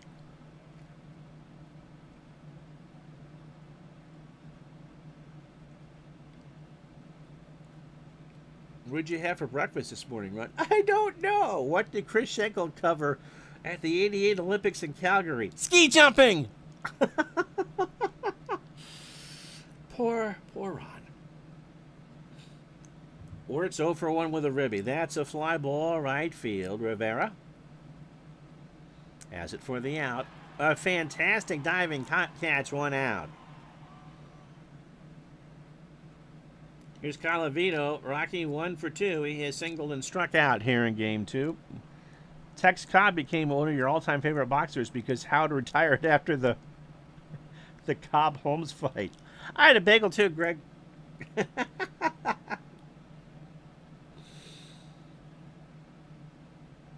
Yeah, by that point, Howard was just a shell.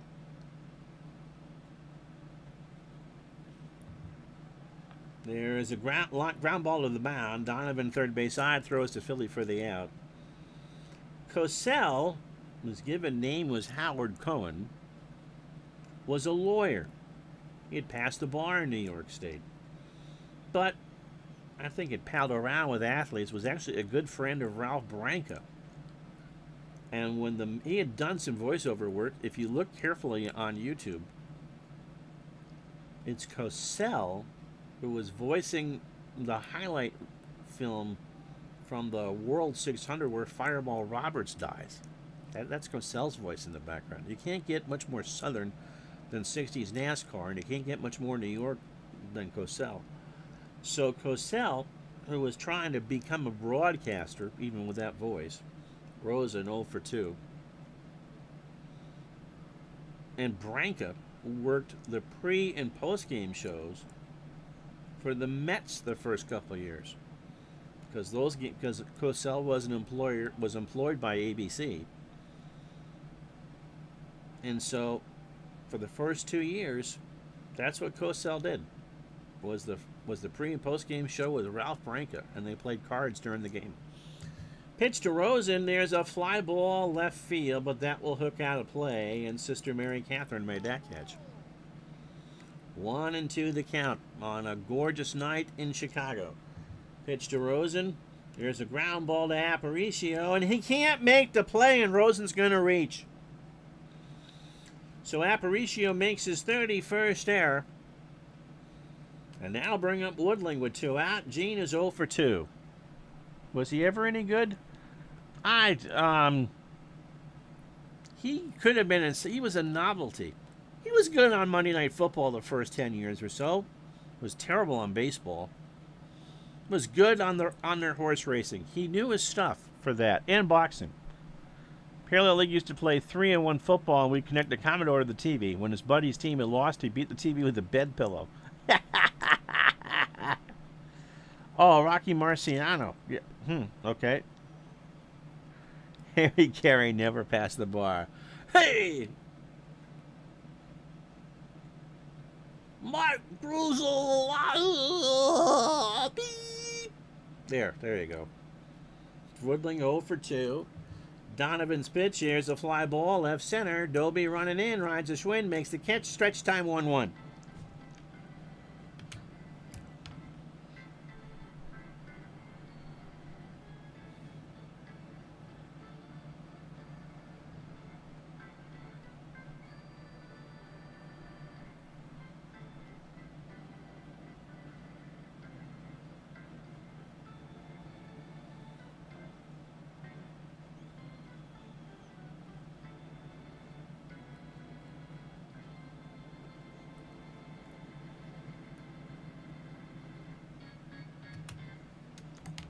Donovan will stay in the ball game. He's 1 for 2. He's only thrown 86 pitches through 7.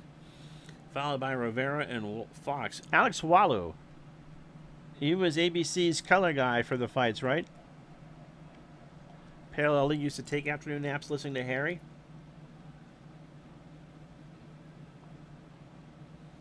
You want to see a fight? You could have put Milo Hamilton and Harry Carey in the same room. See who came out ahead of that one. Dick Donovan 1 for 2. He has singled and struck out. He's going to single again. That's in the right field and will drop in front of Colavito. So Feller looks around. Donovan now hitting 217 on the year, or 197. As that quickly updates. So 2 of the 6 hits belong to Donovan. Jim Rivera 0 for 3. Feller 3 times through the lineup, 87 pitches in an emergency start, 6 innings, 6 hits. He's walked 3 and struck out 2. All right, Todd, enjoy the rest of your day. I forgot that. He was the president of ABC Sports, presumably before Rude Arledge. Today is Jim Rivera's birthday. Thanks, you, Sean.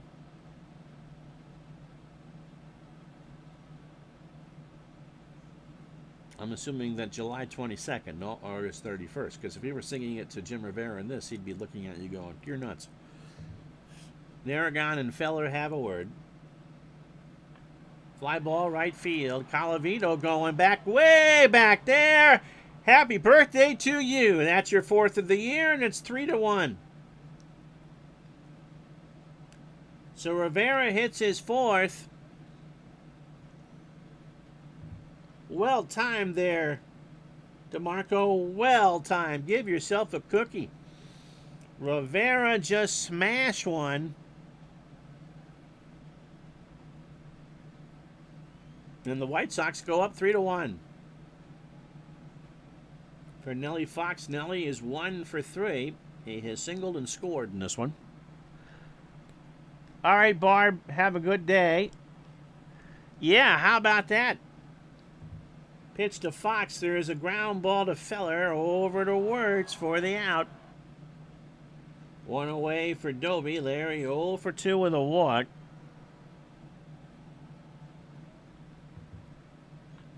And there's a line shot to right. Colavito makes the catch. Waist belt high. 2 out for Minoso. Minnie 0 for 2. He's walked and struck out. Hard ground ball past Wertz, past Colavito. And Minoso digging for 2. Minnie's going for 3. And he's in there with his 7th triple.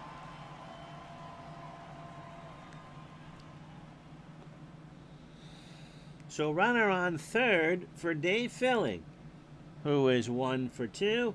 He has singled, walked, and drove home Fox in the first.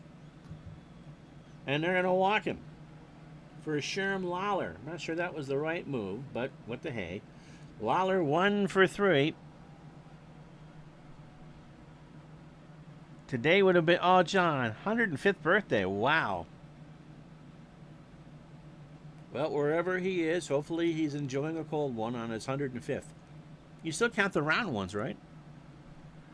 Chief Wahoo drinking on the bus already? Yeah, without look. Hiccup! Hiccup! Pitch to Lawler. Runner on the corners, and Sherm draws the walk. So Minoso on third, Philly on second, Lawler on first. The White Sox 6 outs away from a sweep. Feller has walked 5 and struck out 2. Hatfield is 0 for 3. Center field, Smith. Big old ballpark, and Al corralled it. So the White Sox have left on 10. They leave them loaded here in the 7th, just like Chief Wahoo is. 2 runs, 3 hits, and no errors. To the 8th we go. Chicago 3, Cleveland 1. So Narragon, Carrasquel, and Will C. To face Donovan here in the 8th, who's throwing a 2-hitter. Hal 0 for 2 with a K. Donovan deals. Up the middle. Aparicio to Philly. 1 out. Carrasquel is 0 for 2. Certainly not curtains for Cleveland to get swept here. But as September starts to dawn, and with a hard 30 days left to go in the season after this, you want every chance you can get. We got 5 teams within 4 games for 1 spot. Carrasquel, ground ball to Fox, over to Philly, 2 out. Let's see what they do with Feller. He's 0 for 2 today. And Dave Pope, appropriate here on 35th Street in Chicago, that the Pope would pinch hit.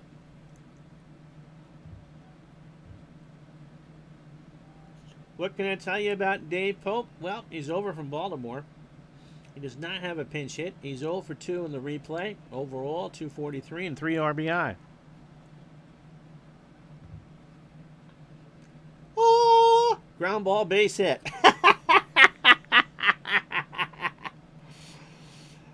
Somehow you kind of figured with that name in this park that something divine would happen, and now the tying run is Al Smith, who was 1 for 3 today, a double and a run scored. 27 batters deep for Dick Donovan, 95 pitches, 7 2/3, 3 hits and 3 strikeouts. That's funny. There is a ground ball, base hit. Pope's on his way to third. Runners in the corners, and Avila now is the go-ahead run with 2 out in the 8th. Bobby 0 for 2. Donovan deals. That's a base hit into center field. Doby can't get there. Smith's around third, and we're tied up. So Avila with a big 2-run double, and Donovan has fallen apart. Cleveland is knotted this one up at 3. Poor Todd B. So here's Wertz. Vic is 0 for 2 with an RBI. So Aparicio pitcher spot in Rivera.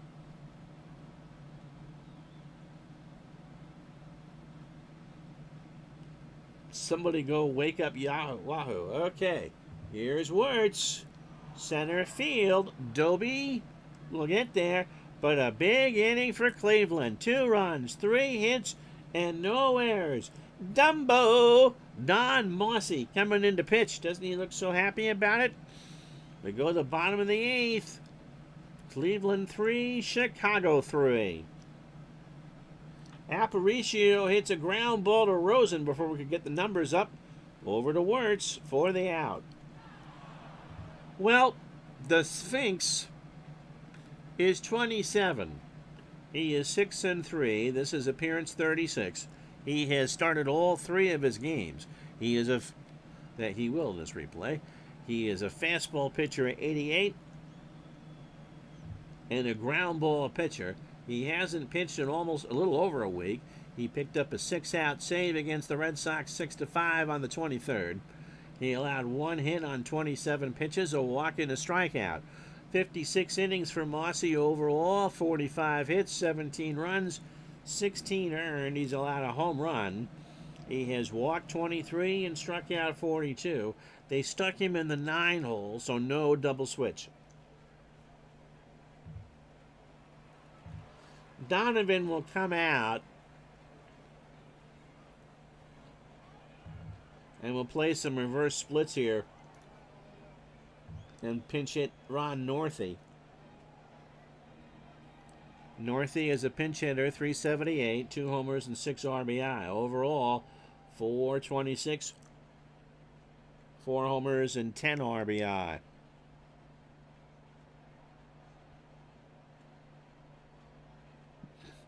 So Mossy with 1 out in a 3-3 tie, bottom 8. Northey gets a base hit. That's past Carrasquillo into left field, and the go-ahead run is on. So pretty good, and we get to the second game of a doubleheader, and the first time you see the bullpen is in the 8th inning of the second game.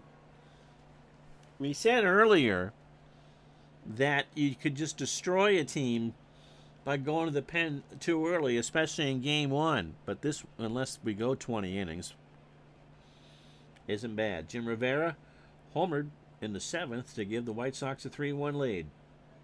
1 for 4. Now his 4 homers and driven in 38.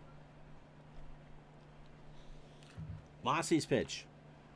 Shallow right center. Smith makes the catch, and Northey has to run back. So 2 out for Nelly Fox. 1 for 4. He has singled and scored. Colavito, Rosen, and Woodling to go in the 9th for the Indians. Fox laces one to Avila, and that will do. We go to the 9th. Cardiac time, kiddies. No runs, a hit, no errors. After 8, 3-3. So it'll be, can't go Staley because he's pitching. Kinder, is it Kinder or LaPalme? We'll go with Kinder.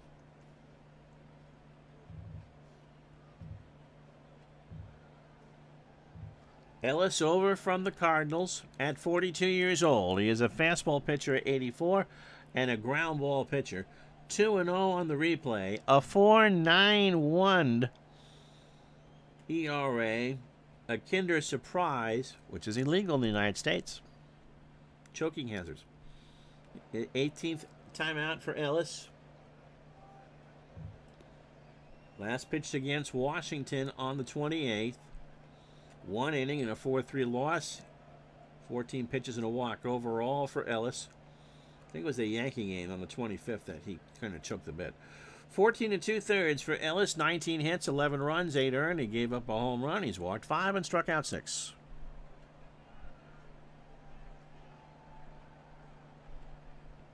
Yeah, those Kinder Joys or whatever are illegal in the United States because they're considered choking hazards. The chocolate-covered egg, right? I'm gonna get fired, but you're sticking around for extras. Don't get fired. Colavito, Rosen, and Woodling to face Kinder. Rocky 1 for 3. He has singled and struck out. Into left center, Doby will track this one down, 1 away. Doby, Minoso, and Philly, presumably to face Mossy in the 9th. Rosen 0 for 3. Base hit past Aparicio, and the go-ahead run is on. Just the 6th hit for Cleveland. 3, 6, and 1 for the Tribe. They've left on 3. Shy Sox 3 runs, 9 hits, an error, and they've left on 11. They've had their chances. Woodling 0 for 3. Yeah. How you doing, Scotty? Yeah, the worry was that the kids going for the toy inside would choke on the candy part. So they have an American version where I think the toy is separate. Pitch to Woodling. Fly ball, right center field. Doby makes the catch, and Rosen goes back to first. Brooklyn's lead, by the way, is still 11.5. Last day of August, 1956. Narragon 0 for 3 with a K. 2 out. Kinder and Mossy in the second of this doubleheader. White Sox won the first game 4-2. High ground ball to first. Philly flips it to Kinder, who needs an oxygen tent after running the first, and that will do. We go to the bottom of the ninth here. No runs, a hit, no errors. After 8.5, 3-3. Paul! How are you? That is a great shot of Comiskey. So Doby, Minoso, and Philly. Aaron's back. No, Kinder's a European candy. By the way, Greg, we've renamed our Central Business District street Canada Street this summer. Nice red signs up for Rue Canada Street. Doby 0 for 3 with a walk. So, next run should win this. No home run derby, no ghost runner. We play till somebody wins. Doby swings, popped up right side. Avila into foul territory. Oh, 1 out. No, couldn't get there. 1 and 2. Uncle Ron's going to have to pee before his wife goes to work, but besides that, we're good. So 1 and 2 to Doby.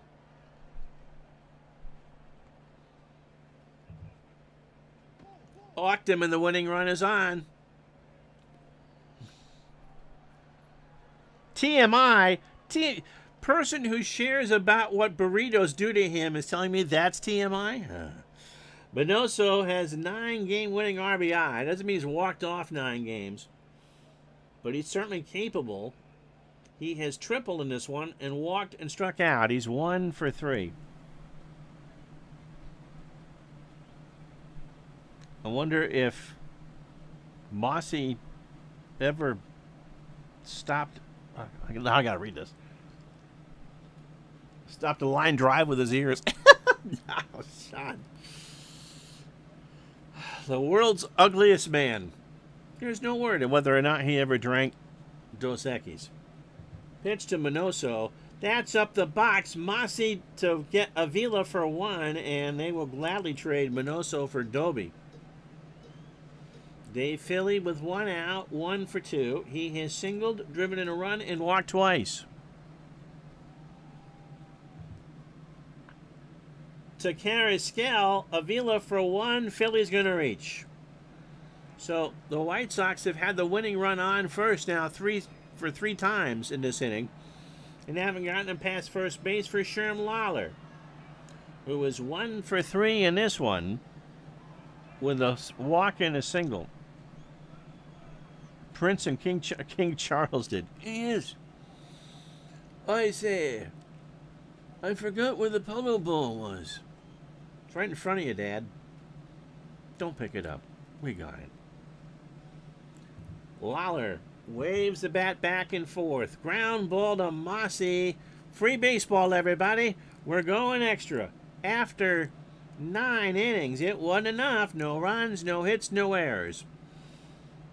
And I thought the telethon would be Monday, not today. 3-3 the score. Carrasquel will see in Smith to face Kinder here in the 10th. Chico is 0 for 3.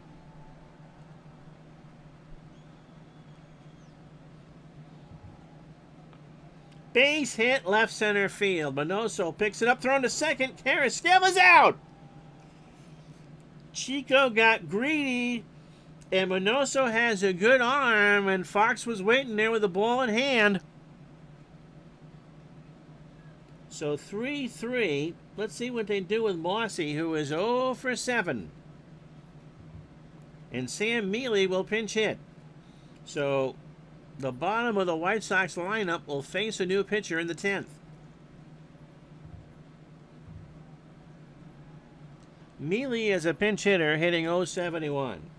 Overall, 167, no homers and 6 RBI. Nobody on, 1 out, top the 10th. In a 3-3 tie. There is a ground ball to Rivera in right, and the go-ahead run is on. And Kenny Kuhn will pinch run. Good choice. He's a 7-speed. Hard to double. Al Smith, 2 for 4. Has singled, doubled, and scored twice. Up the middle. Aparicio to Fox, and they get the speedy Kuhn. So 2 out for Bobby Avila. 1 for 3. A double and 2 RBI. Kinder running on fumes at this point. Gets a word from Lawler. Avila, a slow chopper down to Fox, who'll throw to Philly, and that will do. So the the Indians threaten but do not score. Cal McLeish coming in, bottom 10 on Gardner Ball Day. No runs, 2 hits, no errors. 3-3. So no word or not whether Cal is silent or not, McLeish. But Buster is 31, throws a fastball at 84, has a 7.13 ERA, which is not what the Indians want, but beggars can't be choosers. 2-5 on the replay. 31st appearance. He last pitched on the 26th, got a save, faced 2 batters against Washington on 9 pitches. 48 innings overall. 58 hits, 39 runs, 38 earned, 5 homers. He has walked 34 and struck out 16.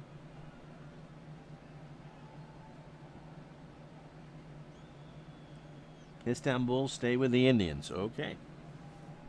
So McLeish has lost his last 4 decisions. His last win, ironically enough, came against the White Sox on May 27th.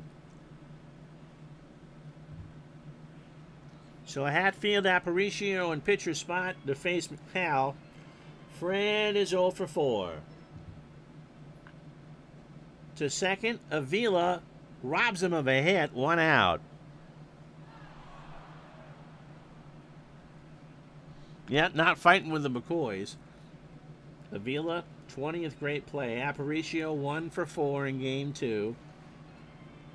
It is a comfortable 51 degrees.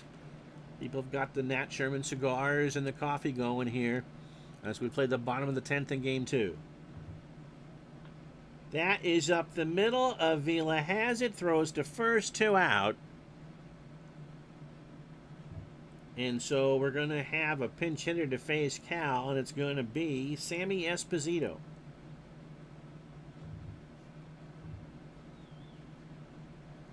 Espo as a pinch hitter, 4 for 5. He's hitting 800 with a solo homer. Overall, 201 with 4 homers and 12 RBI. 72 in Tirana. My voice after 2 hours and 3 minutes is starting to go. Esposito hits a ground ball to Avila, and the band plays on. We go to the 11th in game 2, 3-3. So it will be, can't go with Harshman. Can't go with Staley. We will go with Paul LaPalme, the lefty.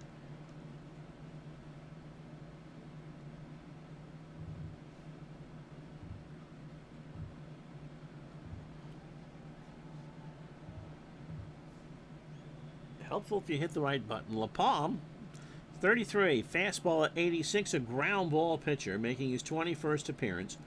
Has not lost a game in this replay. 3-0 with a 4.01 ERA. Last time out was 2 days ago against Washington in a 9-5 win, 2/3 of an inning, 31 pitches, a run it was earned. He walked 4 and struck out 1. 24 and 2/3, 16 hits, 11 runs, all earned, a home run. He walked 16 and has struck out 14. Does he throw the palm ball? Will Palm throw the palm ball? Yeah, with an 86-mile-an-hour fastball, they're all palm balls.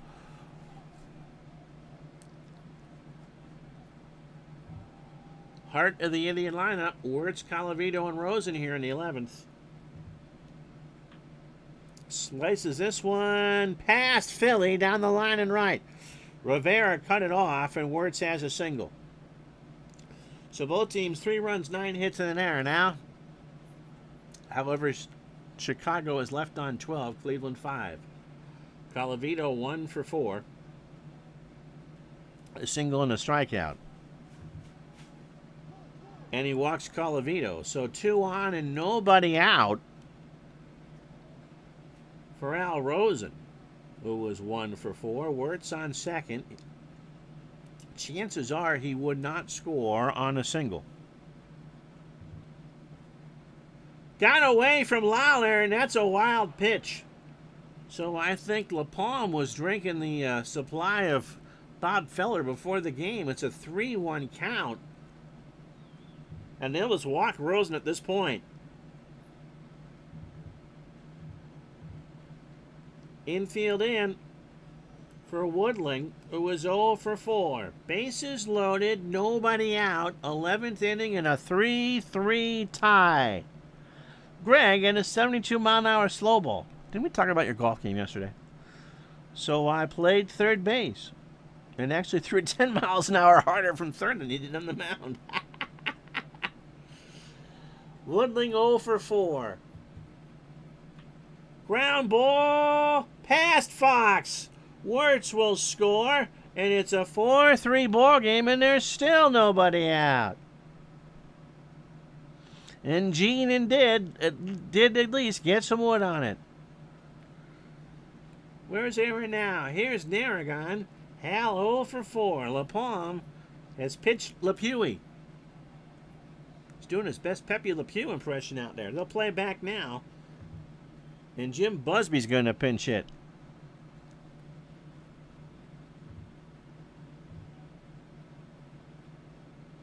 Busby has not pinch hit this year. 242 overall, 12 homers, and 53 RBI. Up the middle, Aparicio.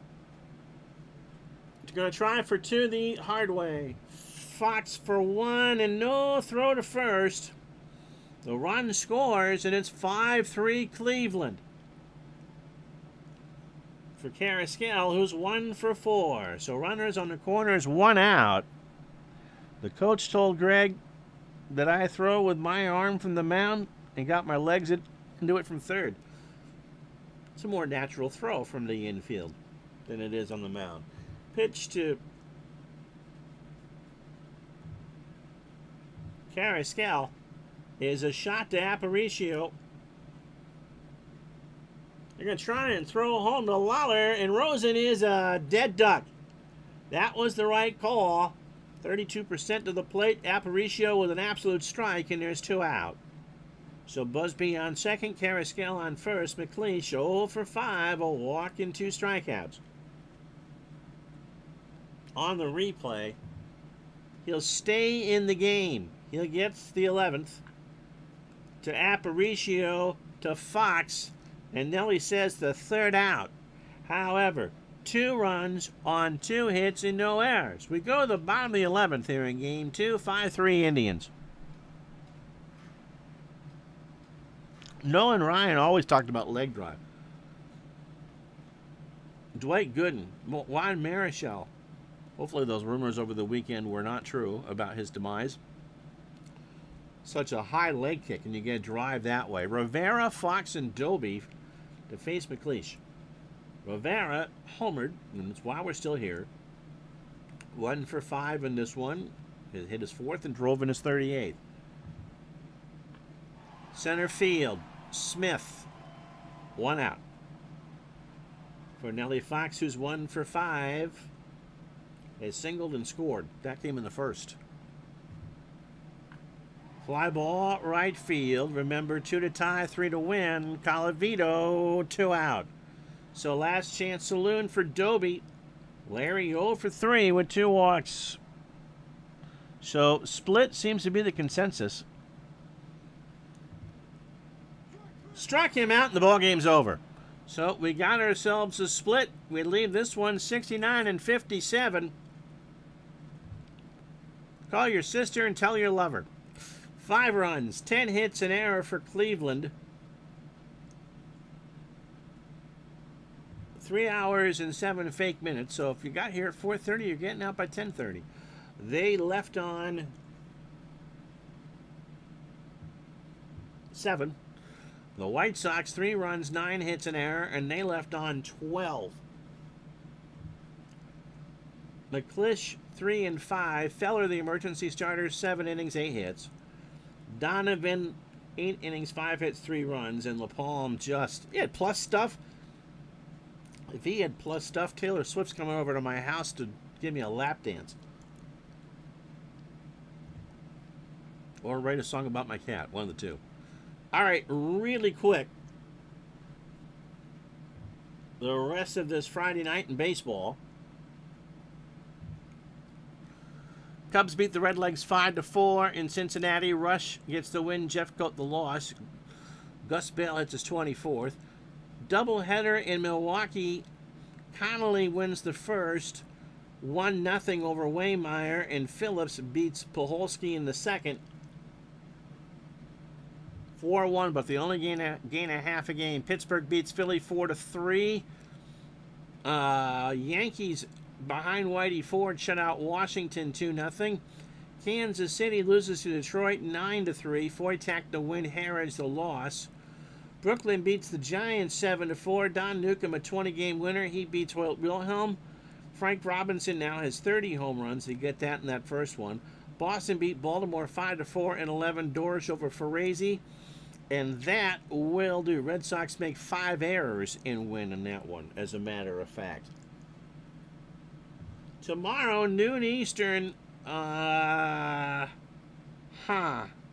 got St. Louis and Milwaukee. Guess what?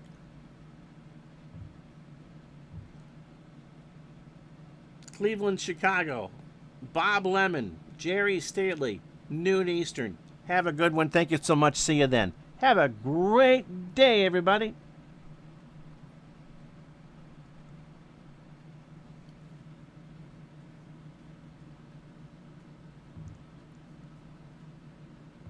Alrighty, Sarah.